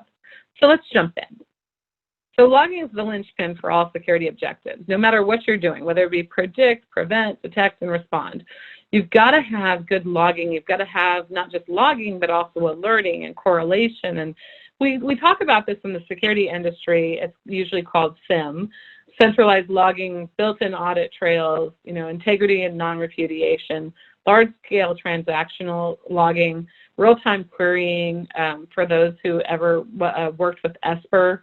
Having the ability to query in your logs as part of that log stream is really important. And then it should be supply chain centric. If you're not building your logging such that you understand your supply chain, you're probably missing out. So just sending all the junk of logs to one place to be sifted and mined and done forensics on, it doesn't really give the value to logging that it really could have for your company and your capability. Understanding and having feedback loops and really taking into consideration the logs as the preciousness that they are, which is either you did really well, in which case kudos, or as you have problems, being able to understand those problems with speed and scale and being able to take them in to have them considered. We've got to get rid of this notion of having false positives in logging, having better discipline over our decisions as software creators about what we want to log and why, knowing about abuse cases. That's why I added to the ultimate of CI/CD, this notion of design time considerations. Logging should be a design time consideration, essentially. So let's go to the next one, authentication. This is kind of the level 4 here. And authentication is really about a few things. Identity verification, making sure that you're dealing with who they say they are, understanding what it means to have a customer profile, what is a customer, and then ultimately giving them the ability to protect their identity with you with things like two-factor authentication. It's not a friction to have two-factor authentication. It's a ability to ensure that customers understand that this allows them to have a safer experience with you and ultimately deal with the one thing that I think is really important, which is ensuring that they are who they say they are. It gives them the ability to ensure that the authorization that they're passing over to you is really intended. So being intentional about who you're dealing with and what they do with your software is essential and critical. So let's jump right in. Authentication can be your game changer of a security mechanism. I've always believed this, the unified identity that you might have. So as you build your software, you might be doing things like microservices, making sure that identity passes all the way through your software. Who is supposed to have access to what within your software stack, not being lazy about how you deal with identity and being really prescriptive about this notion of what an identity is allowed to do, it allows you to have better, safer software. Adding multi-factor, understanding that passwords are not enough, and that the schemes that we have for reducing friction for customers. I do believe in reducing friction. Multi-factor should be really easy. It should be something that's by design more capable for somebody who's trying to authenticate and prove who they are. But we really do have to continue to add these on and solve for the friction that they create so that we can get better at making it harder for people to impersonate the people that are using your software. Directory services, single sign-on. Again, talking about reducing friction, single sign-on is an amazing capability if done well. And the providers that are out there that are doing single sign-on, kudos to them, because they really are figuring out that if you can log into one place and go from there, you have a better chance of reducing things like phishing and swishing and all the other ishings, right? Identity providers, making sure that we can leverage them in a meaningful way and understand how we're going to do the things that we do with, stuff like social authentication. And then identity verification. The last in the list here is to make sure that we have a way of ensuring that when somebody comes to our sites, that we're actually making sure that we know who they are, or they have the information necessary to sign up with us for making these capabilities come forward. If we look at encryption, it's really essential to, again, treat it like the cherry on top. And encryption is really about being selective at what you're trying to get rid of in terms of attacks. Having the ability to do transparent encryption for things like physical attacks, and going back to what I talked about earlier for the different types of attack surfaces. Encryption can be very meaningful, but a lot of people make mistakes about how they add it to their software stacks, and I think that understanding it is part of the battle. So I'm not going to, say that encryption isn't difficult. It is a very difficult concept. It's a very meaningful concept. Encryption by default is really necessary. You've got to get better at this across the industry. We should require encryption by default. It should be something that's easy to use. It should be built in and native, no matter where you are and what you're doing. If you're dealing with, a variety of people out there, they shouldn't have to think about dealing with encryption. It should just be there. Key management should be easy, and it should be something that's native to every platform. Secrets management, again, easy and native. These are all essential capabilities. If you look at what most folks are doing around this space, encryption can be made more difficult with just those two things not being easy to deal with. Customer managed keys, when you need to make sure that you're the only one who has the keys to the encrypted ciphertext that you might be trying to deal with. We're trying to understand as an industry how we might even do ciphertext exchange. I think this has to become a critical part of the conversation, that companies like mine and everyone else has to be thinking about how we do ciphertext exchange so that we can get better at exchanging data such that it's kept secured at all times and it can be passed around and used and leveraged in that way. Automated creation and orchestration, encryption is really necessary for making sure that we have the ability to do these things and we're able to control them no matter where the encryption is being applied. It has to be, again, easy and something that somebody can rationalize. So you can see that this framework can make it much easier for people to make decisions. I'm going to just bounce down back to, I've done some mapping to show you that the hierarchy of needs can easily help you with the top 6 here. Common mistakes can easily be solved with things like, zoning and containment, and also logging, and being able to just jump back and forth between these. You can go and look at how they've been mapped up, but I think it's essential to realize that all of the zoning and containment, asset management, logging, authentication, and encryption can be dealt with just these top 6.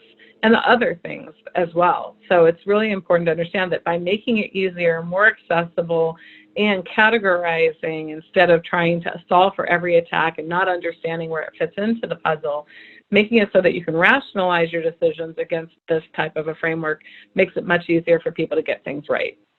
So let's jump over, let's measure some success here. Let's take what we learned in these last couple of sections. And, for me, I believe that you can't have serious accomplishments without measurement. So let's do this and let's actually look at the measurement that we could apply. So again, refreshing your memory, going back to say that our CI/CD pipelines should start with design, end with monitoring, have a feedback loop, solve for creating value and availability at speed and scale, and ensuring trust and confidence with speed and scale as well. Knowing that we do these things is really part of the puzzle, right? So what are we going to do next? We're going to actually look at, that attack surface at the top, and then what we're trying to achieve with how we think about zoning and containment. And to take a moment here, if you look at the boundaryless capabilities, there's this notion of what is a privileged part of the company. Even in a boundaryless environment, your privileged areas and access are part of the foundation of the way that you need to think about and rationalize the capabilities of your company. An internal layer where you might be exchanging between privilege and external so that you can have sort of, if you will, a DMZ. And then finally, having this notion of what is accessible between your external environment. Using a grid like this can be very helpful, because as you make these decisions and rationalize what you're going to do, there will be inevitably places where you realize that you don't have a good control. Web app, VPC, open to the internet, it could be a problem, right? But maybe in this case, the reason it's green, if you will, is because it's not actually a problem. It was intentional. And so having something where you can rationalize and quickly get through these decisions as a practitioner, as a developer, as a DevOps is, I think, essential to being able to make good decisions that you can justify and defend to your security business partners and legal business partners. So what does measurement have to be able to be good? So if you look at Dev, Sec, and Ops, and did a little bit of research here again, and brought them all together, these 5 common things came up in the conversations between all three. Actionable measurement, common measurement, familiar, simple, and durable. And probably the hardest one in here was the one that I considered to be sort of the ruby jewel, if you will, of measurement, is to understand how to make something familiar to all 3. Because most of the measurement that each one of these 3 dimensions of a job and a responsibility have used over the years have not actually been familiar to each other. And nor have they been common or simple. And as you kind of look out, that makes them less durable and far less actionable. So I go back to, let's solve for some of the things in here for measurement and really think about the requirements. Going back to, what are we trying to achieve? If we have 60 to 80% confidence that we've achieved DevOps and security together, we've actually brought that number in line. You saw that the hierarchy of needs really does help you with 80% of the problems that might be out there that attackers are going to use. And again, that little part, resilience, is really the other 20%. And even when you really start to apply all these percentages together, what you find is that the security issue is a really small problem. And most people don't realize this, but when they talk about edge cases in development, that's actually where the security problem tends to lie, is that the edge case, the way in which we rationalize decisions, is really an important part of this problem. So how do we actually go about measuring it, right? For me, it became very obvious very quickly that we had to look at the way in which we were dealing with security measurement. What's out there right now is things like CVSS, and there's a variety of other measurements. People are looking at the numbers of vulnerabilities or the SLAs associated with vulnerability remediation and all these different things. We chose to also add in something called securability. If you take resilience, if you take the ultimate number, that 100%, and you subtract away exploitability, and I'm going to explain what that is in a little bit. Exploitability is essentially one of the critical of the CVSS scoring capabilities that are out there. I've done a lot of research in my time, and if you look at most risk calculations, you worry about impact versus likelihood.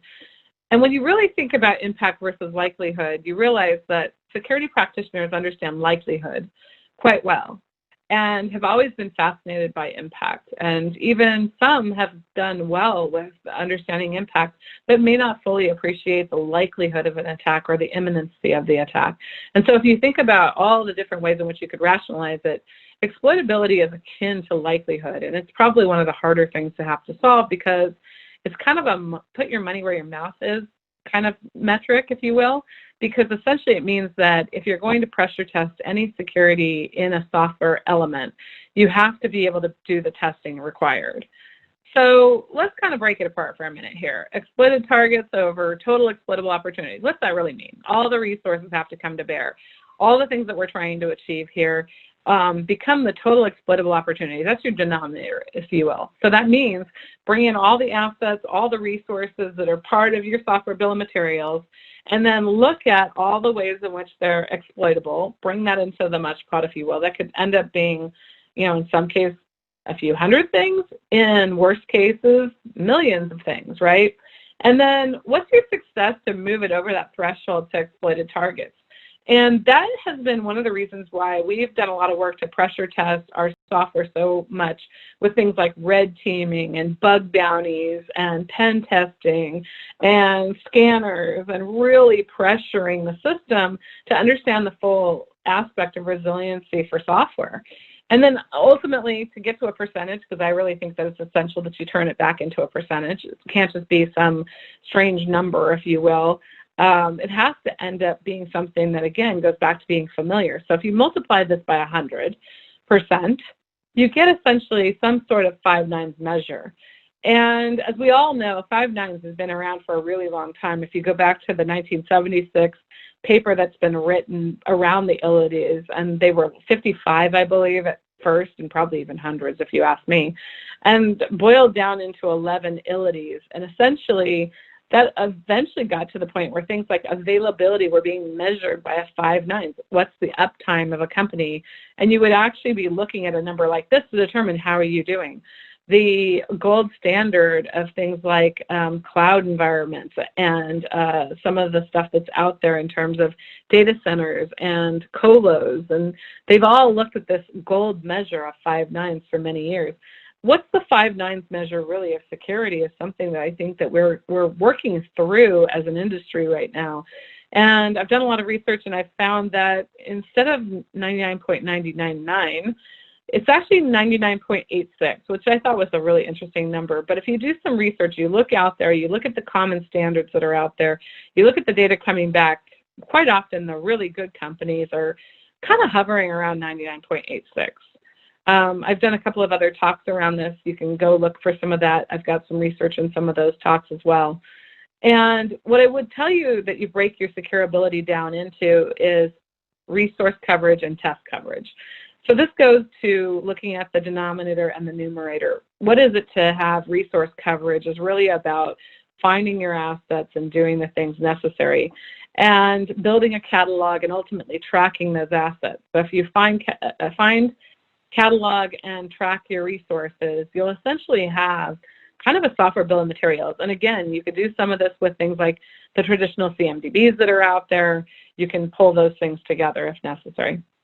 Test coverage, framing, mapping, and advancing things is really also part of this. So understanding what you have in terms of that total asset exploitability, and then mapping how those might come together, and advancing your capabilities around testing will allow you to really pressure test resilience and move things from the bottom denominator to the top so that they can get dealt with and handled. So what's it all mean? So to kind of boil down every bit of this conversation today, what does it mean? P0 incidents are really about being pwned. So if you have a P0 incident, you're going to end up with potentially having an adversary that attacks it, and you should clean those up now. Those are the ones that are the high priorities. They're going to end up in that urgent quadrant. They're going to be the ones that you should be most intentional about from design all the way through. And everything else, the way that I think about securability is it preserves your ability to do regression testing.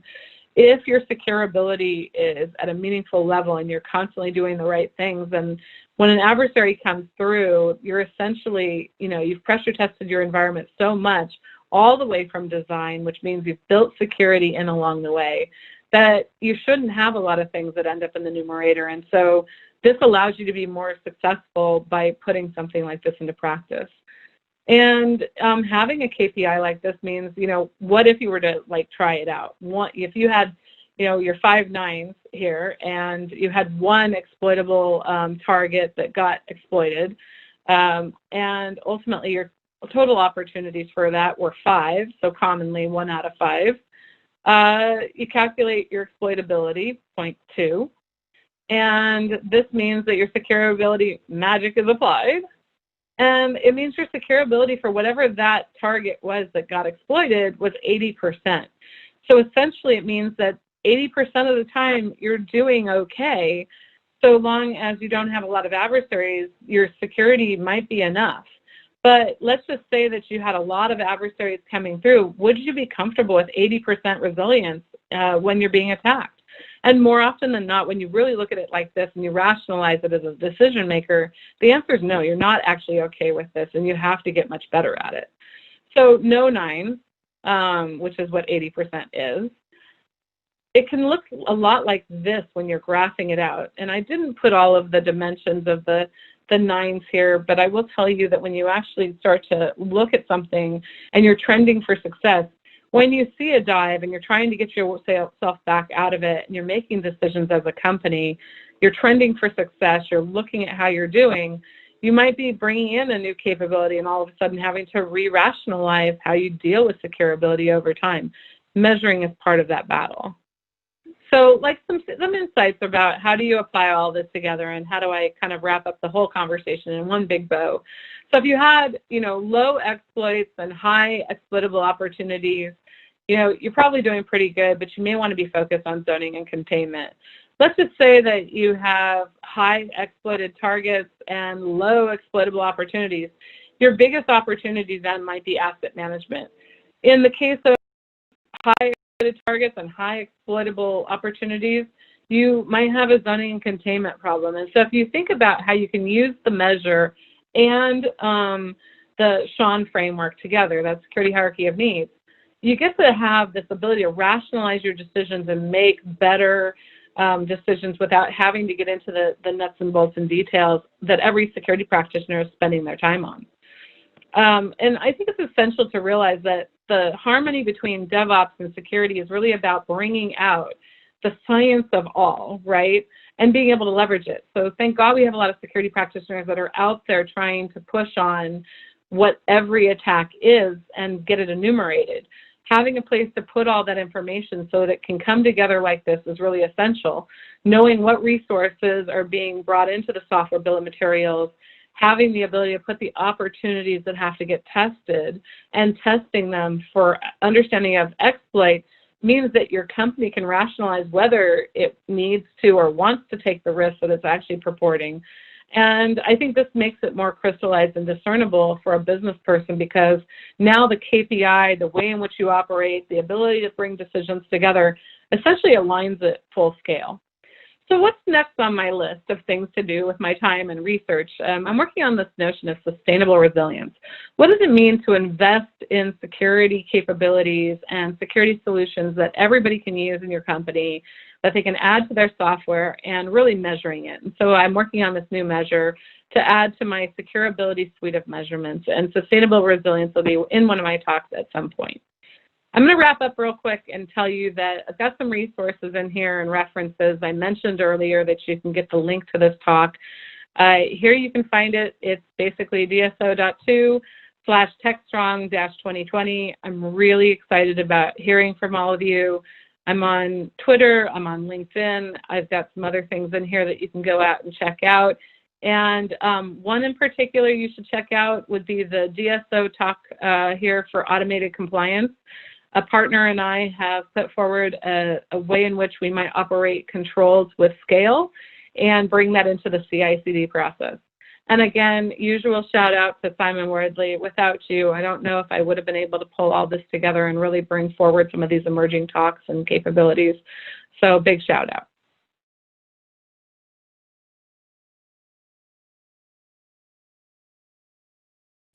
Thanks very much to Shannon for that presentation at TechStrong. As I mentioned, Shannon's always willing to chip in and present at many of our virtual events and so forth, as well as our physical events when we were doing them.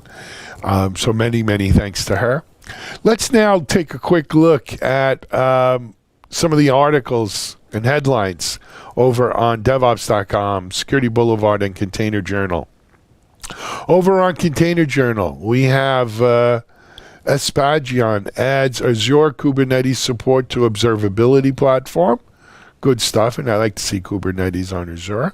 Kubernetes and Kafka, the combo for data ops success. I know that they're both two very powerful communities here, and I think it can be something. Go check that article out. Over on DevOps.com, we have 1,000 salutes to SREs, unsung heroes of the pandemic. This is an article by some of the folks at Citrix, and I love the article. Go check this out and let us know what you think. I think you're really going to enjoy it. And then finally on Security Boulevard, we have cyber stalking, eBay execs vengeance result in prosecution. I don't know if you've been following this story with what went on with some of the eBay folks' retribution to some complainers or dissidents, whatever you want to call them. But what they did certainly crossed the line, and it looks like it crossed the line into even criminal behavior, and rightfully so if what I've been reading is true. So check that article out. And then also, we've settled into working from home, but cybersecurity challenges are far from over. Amen. I think there's a lot we're still learning and need to learn there, and we will find out more in the days and weeks ahead. But for now, those are our headlines for today. As I always say, it's just 5-6 headlines. There's so much on all three sites. Please check out Container Journal, DevOps.com, and Security Boulevard to stay up on the latest, or just sign up for our newsletter. There's actually separate newsletters for each site. But sign up for the ones you're interested in, and this way you're guaranteed to stay on top, as well as watching TechStrong TV every day. All right. With that, let's head over to Charlene O'Hanlon. Charlene has two features today. One is an interview, and one is a preview of our webinars coming up this week on MediaOps. And I think you're going to want to watch them both. Charlene, take it away. This is Digital Anarchist. Hey, welcome back, everybody, to TechStrong TV. I'm Charlene O'Hanlon, Managing Editor at MediaOps, and I'm here now with Will LaSala, who is the Senior Director of Global Security Solutions at a company called OneSpan. Hey, Will, how are you? Thanks for joining me. Charlene, great. It's I'm happy to be here. Good to see you. Happy to speak with everybody about everything that's happening in the world today. Awesome. Wow. Well, not everything, but maybe some things. Let's start by you telling me about OneSpan, because I'm not really familiar with the company. Yeah, sure. So OneSpan's a digital authentication, mobile security, risk analytics, risk and fraud analytics company providing digital signatures and digital solutions to banks that then go out and use this solution towards their customers, their consumers, and corporate customers. So a lot of what we're doing is protecting the digital identities of the consumer base out there. All right. Great. I imagine a lot of what you're doing is pretty popular these days with everybody forced to stay home and work from home. Yeah, I mean, digital signatures have absolutely exploded, right? I mean, with everybody staying home, you can't make it to the branch, you can't sign your mortgages. So yeah, absolutely. Digital signatures are huge. Yeah. Well, when we're talking about the pandemic, it's more than just folks working from home. The economy has just been ravaged by this, and so many folks are now out of work and applying for unemployment benefits. But your organization has seen kind of a spike in ID fraud and what do they call it? Synthetic identities. So tell me a little bit about that. What have you guys seen? Yeah, absolutely. Yeah, synthetic identities has really been a massive kind of increase here in the first half of the year, and now towards the middle of the year here. A synthetic identity is when an attacker is getting real information, combining it with fraudulent information to create new accounts, and that they can then use for attacks. It's been kind of an interesting and kind of a banner year with these attacks. Is really just a burst of it. What we kind of saw was an interesting trend really in the beginning of the pandemic where a lot of users were oversharing. So what they'd see is, the hackers would actually go out there and they'd make these things on social networking. And so with everybody being laid off and everybody working from home, users got bored and they needed a way to kind of talk with everybody and still stay connected. But the hackers preyed on that. And so we saw very early in the pandemic these launches where it kind of looked the same. It looked like a form mail where you'd go in and, and you fill out some personal questions like, what was your first car? And you'd answer that. Mm-hmm. And, what was my first dog's name? And people posted it by the millions out there. But the thing was, because it was a form mailer and it was always the same format, it was very easy for the hackers to go out there and farm it. So on top of all the data that's already out there, now we just gave them a whole bunch of additional information. So it's been kind of interesting. I remember seeing a bunch of those things and thinking, don't fill it out. Don't fill it out, especially on Facebook. People like to share that stuff. And so, yeah, I mean, it really is just fodder for cyber criminals who want to use that to figure out your password and all that good stuff. So. Exactly. And when we brought that forward to now, where the government is, trying to get the unemployment checks out to users. Mm-hmm. I mean, all of that data out there really allows the attackers to kind of prey on everybody. So we're certainly seeing this big explosion where the attackers go to the government and say, I am Joe Smith and I live in Washington. Send me my money in Maine. Mm-hmm. And the government's doing that because as they send requests to the corporation to say, did you let this person go? Is this person on unemployment? Those Mm-hmm. letters are going to empty offices. Everybody works from home. Right. So all of a sudden people aren't, the government's just saying, yeah, go for it. That's must be they're laid off. So we'll send them the check. So certainly the government has a lot to do in this identity proofing and this kind of explosion here. So have you seen like the level of the sophistication kind of grow as not only as time has passed, but just in light of the pandemic and the fact that there are so many people that have been laid off, and it just seems like it is an area that is really, really ripe for abuse. So, but when we're talking about the technology that's being used and the methods that hackers are using these days to commit this fraud, what are we seeing as far as whether their attacks are becoming more, sophisticated, for lack of a better word? Yeah, it's a little bit of both. So certainly they're becoming more sophisticated, but a lot of the old school methods still work. And, you have to think of the hackers as a real company, really. They're out there to make money. And so they work together. There are people that make the attacks, people that perpetrate the attacks, people that move the money. There are all these different branches inside the attacker organization. And that really adds to the complexity of trying to catch these attacks early. Using things, there are technologies out there that can kind of catch these things early on.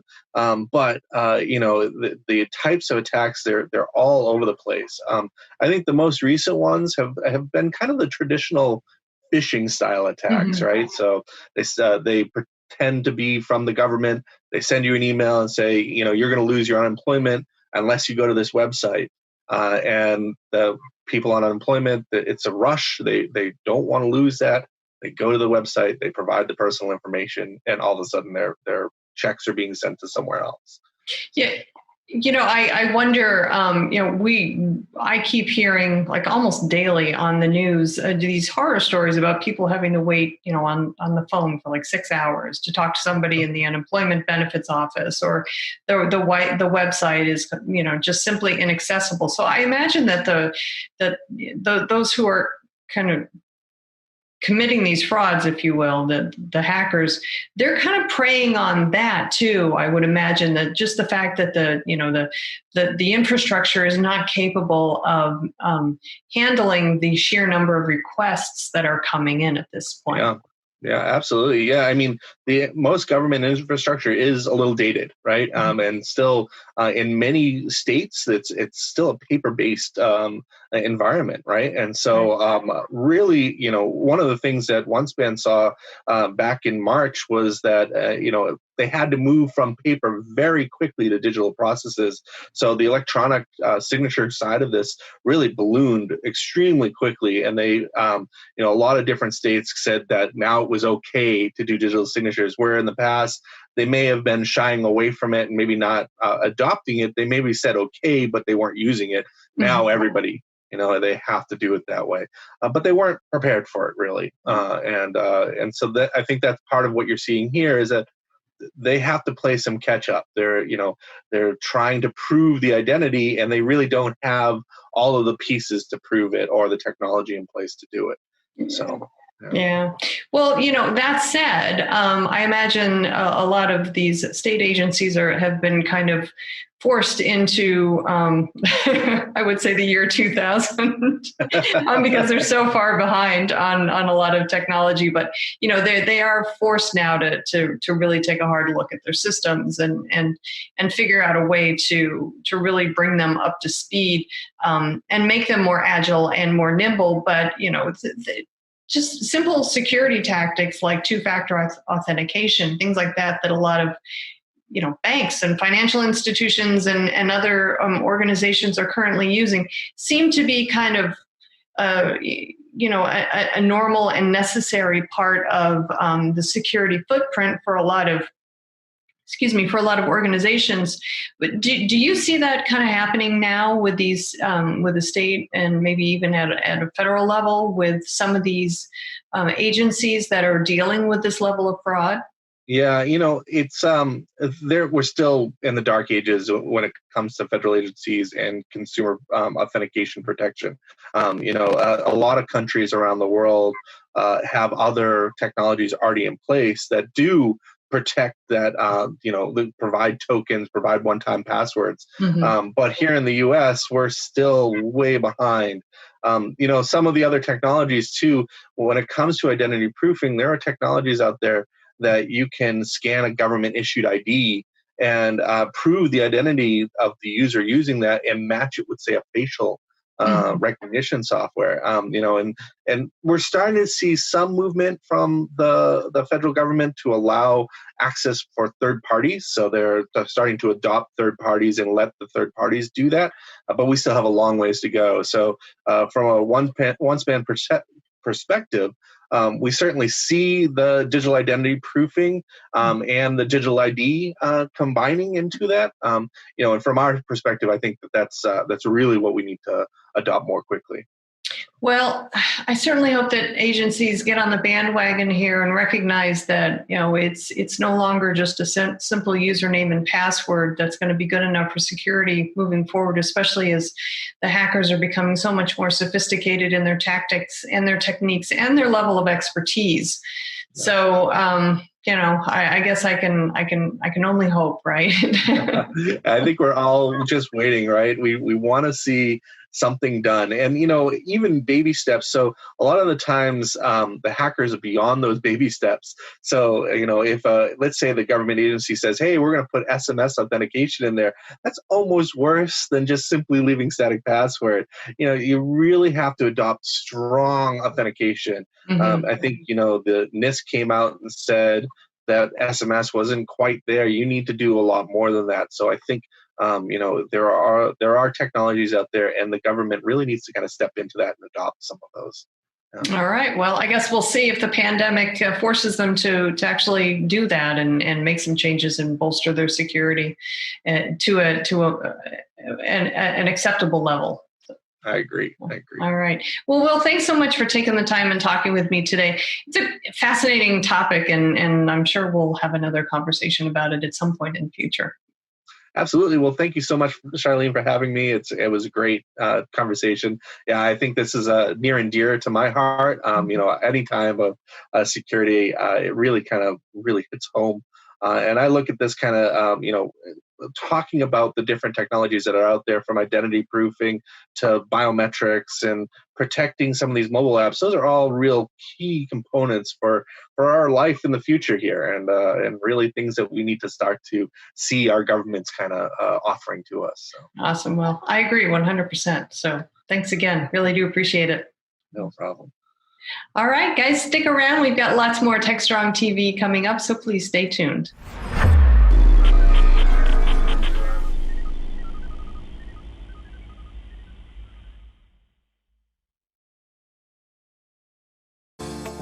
Disruption is occurring across every aspect of IT. Open source, cloud services, DevOps, and cloud-native software architectures are democratizing IT and radically transforming how business is done. The old ways of creating software and doing IT are being replaced with agile, flexible, faster, and cheaper methods, benefiting vendors and users alike.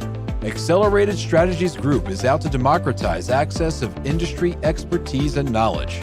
We use our expertise and experience to offer insightful, intelligent, useful information in a variety of formats relevant to the IT community: digital events, videos, reports, assessments, workshops, and implementation projects with tech vendors, IT organizations, and business leaders. We widely and openly share our work products, often for free. Analyst reports these days aren't worth more than a graph or chart that tells a story or illustrates a market trend. We work with developers, DevOps teams, cloud architects, security engineers, and transformation leaders most every day, creating and implementing transformational strategies and technologies. We're not just thinkers, we're also doers. Hey everybody, this is Charlene O'Hanlon. I'm Managing Editor at Media Ops, and I am here to offer an update on some of the webinars that we have coming up this week on DevOps.com and Security Boulevard. We've got some really great webinars coming up, so I hope you guys will join us for those. Our first one is happening Wednesday, June 24th at 1 p.m. Eastern. It is Securing Red Hat OpenShift Containerized Applications at Enterprise Scale. This one is sponsored by CyberArk, and it's happening on DevOps.com. And it is a must for anybody who is looking into containers in general, but specifically how they can secure their Red Hat OpenShift containerized environments more securely. This one is a demo-heavy webinar, and it's really focusing on how CyberArk secrets management and certified integrations can help organizations better secure their containerized environments without actually impacting developer velocity. So this is definitely a good one to check out if you are into, if you're using Red Hat OpenShift, or if you're just into finding out more about how your containerized applications can be better secured. Our second webinar is happening on Thursday, June 25th at 11 a.m., and it is a case study of sorts. This one is how line data streamlined CI/CD and optimized AWS cloud spend. So this one focuses on how line data is transforming its business into being more cloud native, next generation asset management, the platform, and how it's actually migrating from a traditional monolith on-premises applications to microservices and serverless architectures. Now, as part of that, it is really using the Harness technology, which Harness is actually sponsoring this particular webinar, but it really is helping, showing how Harness has helped line data in its transformational process. So really compelling information for anyone who is considering shifting gears into cloud native. As I said, this one is Thursday, June 25th at 11 a.m. Definitely worth checking out. Our third webinar this week is happening. It's another case study of sorts, and this one is also happening Thursday, June 25th. This one is at 1 p.m. Eastern, and it's how Texas Instruments is using InfluxDB to uphold product standards and improve efficiencies. That title is pretty self-explanatory, but this one is actually looking at how Texas Instruments is using time series databases to gain better insights into how it runs its business and really kind of help it find where it can improve on its business, find those operational efficiencies, and basically continuously improve its productivity. So definitely another one worth checking out if you are in the market, and who wasn't really in the market for continuously improving its productivity, velocity, all that good stuff that's necessary to actually run your business better. So hope folks will join me for these 3 webinars. I believe I am the moderator for each one of these, so I hope to see you online at our webinars. If you have questions or you just want to check out the schedule for the webinars, please feel free to join us at devops.com/webinars. You can look in the upcoming section and you'll see a complete listing of all the webinars. You can also do the same on Security Boulevard, securityboulevard.com/webinars. Look in the upcoming selection and you should see everything that's coming up on that site as well. Thanks, everybody. Thanks for your time, and I hope to see you on the webinar. Okay, thanks very much, Charlene. All right, it's that time of the show where we head to the Analyst Corner with Mitch. Mitchell Ashley, CEO, co-founder, Accelerated Strategies Group, here with us today. Mitchell, over to you. Thank you. Appreciate you joining me for Analyst Corner today. One of the things that we center our work around a lot at Accelerated Strategies is this concept of software delivery management. And that's important for several reasons. While the technology and how we create software through DevOps and other approaches is super important, ultimately what matters is getting software out the door into production in the cloud, wherever that is, on devices, mobile, etc., into consumers, customers, internal players, into the hands of people and the business processes that support those. So software delivery management is really about understanding how effective our organizations are at doing that. I mean, we spend a lot of money on software creation, IT infrastructure, all kinds of things. We want to make sure, of course, that we're getting the expected value out of it. And we have visibility into that process, which is always one of the biggest challenges with software development. Am I going to get out what I expected to, or am I getting something different? And how will I know? So we have engaged and appreciate the folks that have filled out the survey for us very much. We've engaged in a research project, done a survey, collected a lot of data. We're doing some of the analysis now that I expect to be out sometime after 4th of July. Look for that.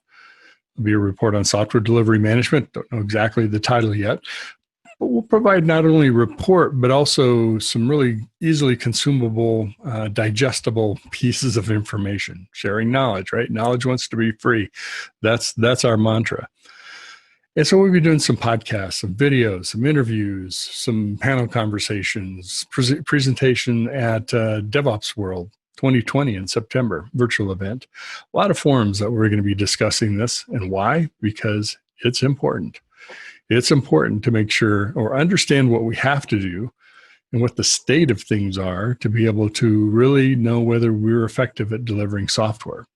And while this won't be the end-all, be-all to all reports or all research into this area, I think we'll find some very compelling and interesting ideas and suggestions, some telltale signs of what are the key attributes of organizations that do this well, maybe what you can do to help improve your process, your organization around being able to deliver the right software fast, not just fast software, excuse me.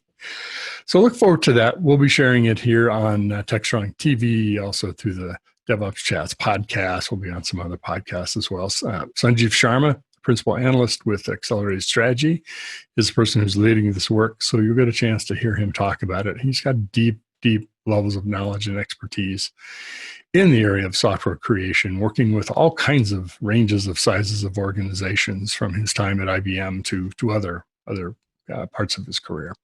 So I look forward to sharing that with you. Stay tuned. We'll be announcing what some of those timing and events and output will look like. I appreciate you staying tuned and kind of following along with us. And again, if you participated in the research, thank you so much. We appreciate your time. Even if it's 10 minutes to fill out a survey, it's hugely valuable to us. And I know you have to stop and take time to do that kind of thing as opposed to another task or a conversation that you need to have. And we appreciate that. Have a good day. Thanks for joining us today. DevOps.com is the #1 online destination for DevOps education and community building. DevOps.com covers all aspects of DevOps, including DevOps best practices and tools, DevOps culture, DevSecOps, business impact, continuous testing, continuous delivery, and more. DevOps.com has the largest collection of original DevOps content, featuring breaking news, blog posts, podcasts, and more. Visit www.devops.com to learn more. DevOps.com, where the world meets DevOps.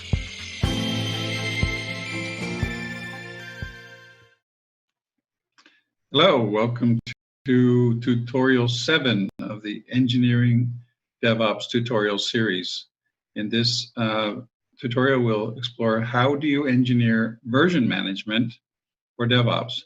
I am Mark Hornbeek, DevOps the Gray, CEO and Principal Consultant, Engineering DevOps Consulting, analyst of Accelerated Strategies Group, ambassador and author of the DevOps Institute, blogger on DevOps.com, and author of the book Engineering DevOps. My website is engineeringdevops.com. Let's get started. The agenda for this brief tutorial is why is engineering version management important to DevOps? And we'll talk about DevOps version management blueprint and the capabilities for DevOps version management. And we'll talk about some version management engineering practices and then summarize. All of the information in this tutorial can also be found on a white paper on my website, www.engineeringdevops.com/documents, as shown on the left here. So let's get started. What is, first of all, DevOps version management? DevOps is all about version management, first of all. You have to version manage not only the software code, but also the, for the applications and the different components of the applications, but also the infrastructures upon which they are to run and the pipelines. All of this stuff these days is pretty much as code, and there are a lot of components that should be managed so that you can recover and roll forward, roll backwards when needed to a particular version, and all the compatible infrastructures and pipeline components. So in order to piece together a release, you need to know what versions everything was at and be able to recover those. It's a single source of truth for the product, and it's often the source of and keeping spot for all of the intellectual property for the company's software. So it's really, really important to get version management right, and it's certainly the heart of pretty much implementation. Without version management, you really can't have much of a DevOps implementation. So why is it important? We just talked about some of those things. I can relay some personal experience. I was in charge of a student university interaction program with several universities, and we had a case where the university decided to save some money on their backup system, and after 6 months of running, they found out that their backup system hadn't been working. They had a crash, and basically lost 6 months with work due to not having an adequate source backup and capability. That was rather frustrating for a lot of people, not to mention the students who had to graduate and show their work. That was one case, and you'd think I might have learned from that one, but after in a commercial application, I was in charge of source management system for a flagship product with 400 engineers involved. We had to halt the whole team and the product development for 9 days because we had a failed version management server. So these are just some examples of why it's kind of important to engineer things properly and make sure that you've got something that you can rely on as your single source of truth at all points in time. And it was potentially possible we could lose all the intellectual property of our flagship product in that second case. So it's rather important that we could recover. So basically with DevOps, version management is more than just keeping source code in the source version management system. There's a lot of aspects to version management beyond just the database of source management. It's everything around it, the practices, the way people are using it, and the infrastructure upon which it runs. All of that has to come together in a well-engineered version management solution. So what does a well-engineered DevOps version management solution look like? Here's a blueprint. You notice basically some redundancy. There's a hierarchy of systems. You have code and data and versions of those things being kept for the infrastructure, for the pipeline itself, and for the code, the application code. All of that needs to be held together and made visible through APIs and through user interfaces. We want to keep track of things in easy to see backlog dashboards and status indicators. And if you have a failure, you need to be able to go to a replica and recover things quickly, and possibly even to an offline backup if there's really a serious problem where all your replicas have also failed.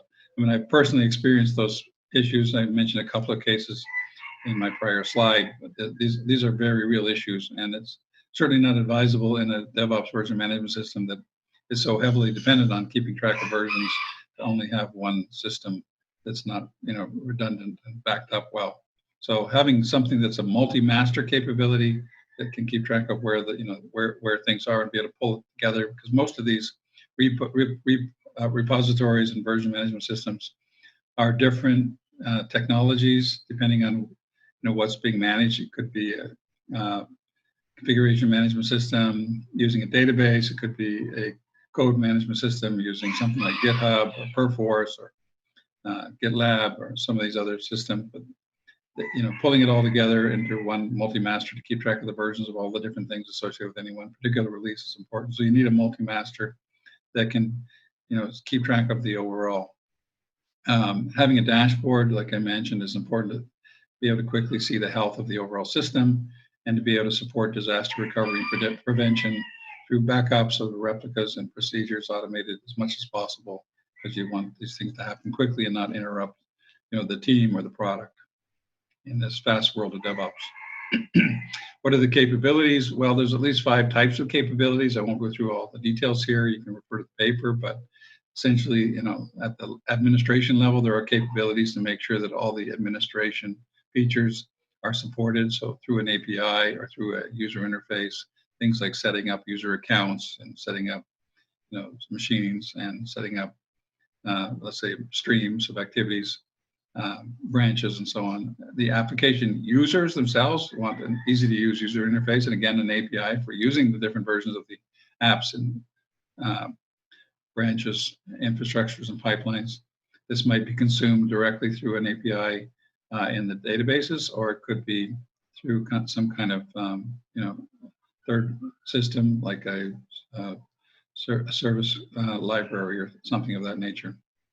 The application repos themselves need to be adequate to support not only the source code, but the build stacks, images, test code that goes with that, with those source codes, the circuit breakers, code, documents, training materials, tests, certifications, metadata tags, anything to do with an application.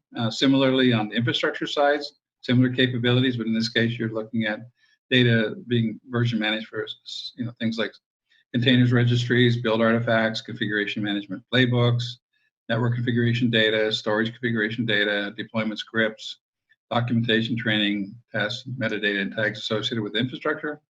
And the pipeline, you're talking about keeping track of versions of things like release automation scripts to integrate the pipeline with the infrastructure, build tools, plugins, orchestration interfaces between tools, and again, documentation, material, tests, and meta tags.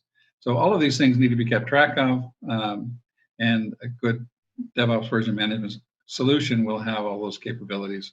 This is just a partial list, but it gives you the idea of the scope and depth. If you want to turn to some of the engineering practices, probably the most well-known practices that developers in a DevOps environment should be checking in their software changes to a common trunk branch of the code in a version management repository at least once per day. Obviously, in some very high, high performance environments, it can happen even more frequently, but this is a typical yardstick for DevOps. The developer should be checking in at least once a day. All the source code and the data needed to build any version should be stored in a version management repository, not just for the application, but again, the infrastructure and the pipelines that go with it. More practices. So tests and test scripts should also be, included in version management to not only verify the application, but again, the infrastructure and the pipeline itself to make sure that they're working well. Don't assume that they all work well just because the application does. Executable images for any release candidate should be in a repository, and changes to the code and the data should be tagged with metadata so you can support queries and searches across this fairly large amount of data for applications, pipelines, and infrastructure. And more engineering practices. So the idea of a multi-master version management repository with the capability to keep track of versions of repos, right, for the different components that have different repos is very important. And the ability to control those and do auto reverse when necessary if you need to roll back.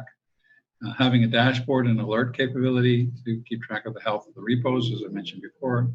Having capabilities for disaster detection and recovery when necessary. If there are serious failures, to invoke recovery procedures, hopefully automatically. Have at least one offline backup for all repositories and be available to restore those repositories on demand. Make sure you test those once in a while. Had cases like I mentioned where we thought it was working and it wasn't, so make sure you're testing those. Additional practices, the schedule and frequency of saved versions should be deterministic and automated. Don't just save every possible version all the time. You're going to have a big database there, but you should at least have a schedule to say things like, well, we're going to back up everything once a week for any release, and we're going to back up all the major versions, and of course each release that was issued. Replication and backup process should be verified at least once per deployed release, hopefully more frequently, and have access to repositories controlled with role-based access management systems. We don't have a lot of time to go into the security aspects of version management in this tutorial, but I will be covering that in a subsequent tutorial on continuous security. So that's basically the tutorial today on how do you version manage, how do you engineer version management for DevOps? And the answer is basically, as shown here, a master system of record that keeps track of relevant combinations of versions of code and data for applications, pipelines, and environments across multiple repositories as necessary. This multi-master repository can then be called upon by automated scripts to roll forward or roll back releases when needed, such as in the case of problems or even disaster recovery scenarios.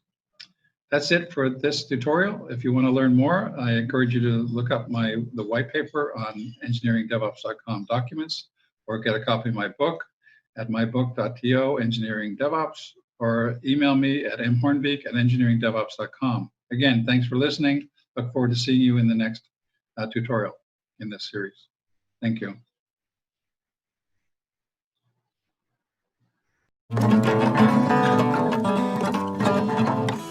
Elsa, you're all over the place. How am I supposed to do anything when she's over here just doing her own thing? Okay, well, maybe if Dan played more than just one string, we'd all be more on the same page. Are you out of your mind? Okay, I do the E string. That's my job. Isn't there an easier way to do this? There has to be. I literally just suggested something. Nobody ever listens to me, though, so. Ridiculous every time. When your team's not on the same page, things can get weird, fast. Don't make your DevOps team live like this. El tutto tu tempo es finito, Dan. See? It's like we're not speaking the same language. I'm out. GitLab is the only single application for the entire DevOps lifecycle, making sure your teams are all on the same page. Do you know how to play the E string? I can learn. Thanks very much, Mitch, and thanks much to Mark Hornbeek as he continues his series on engineering DevOps. I hope that's going to wrap up today's show for Tuesday, the 23rd, June 23rd. Hope you enjoyed it. We are back with a fresh new show on Thursday, the 25th. Tomorrow will be a replay of one of our earlier episodes, but episode 57 is on Thursday. Our production schedule is Monday, Tuesday, Thursday. Until then, stay well, stay safe, stay strong, tech strong. This is Alan Schimmel. We're out.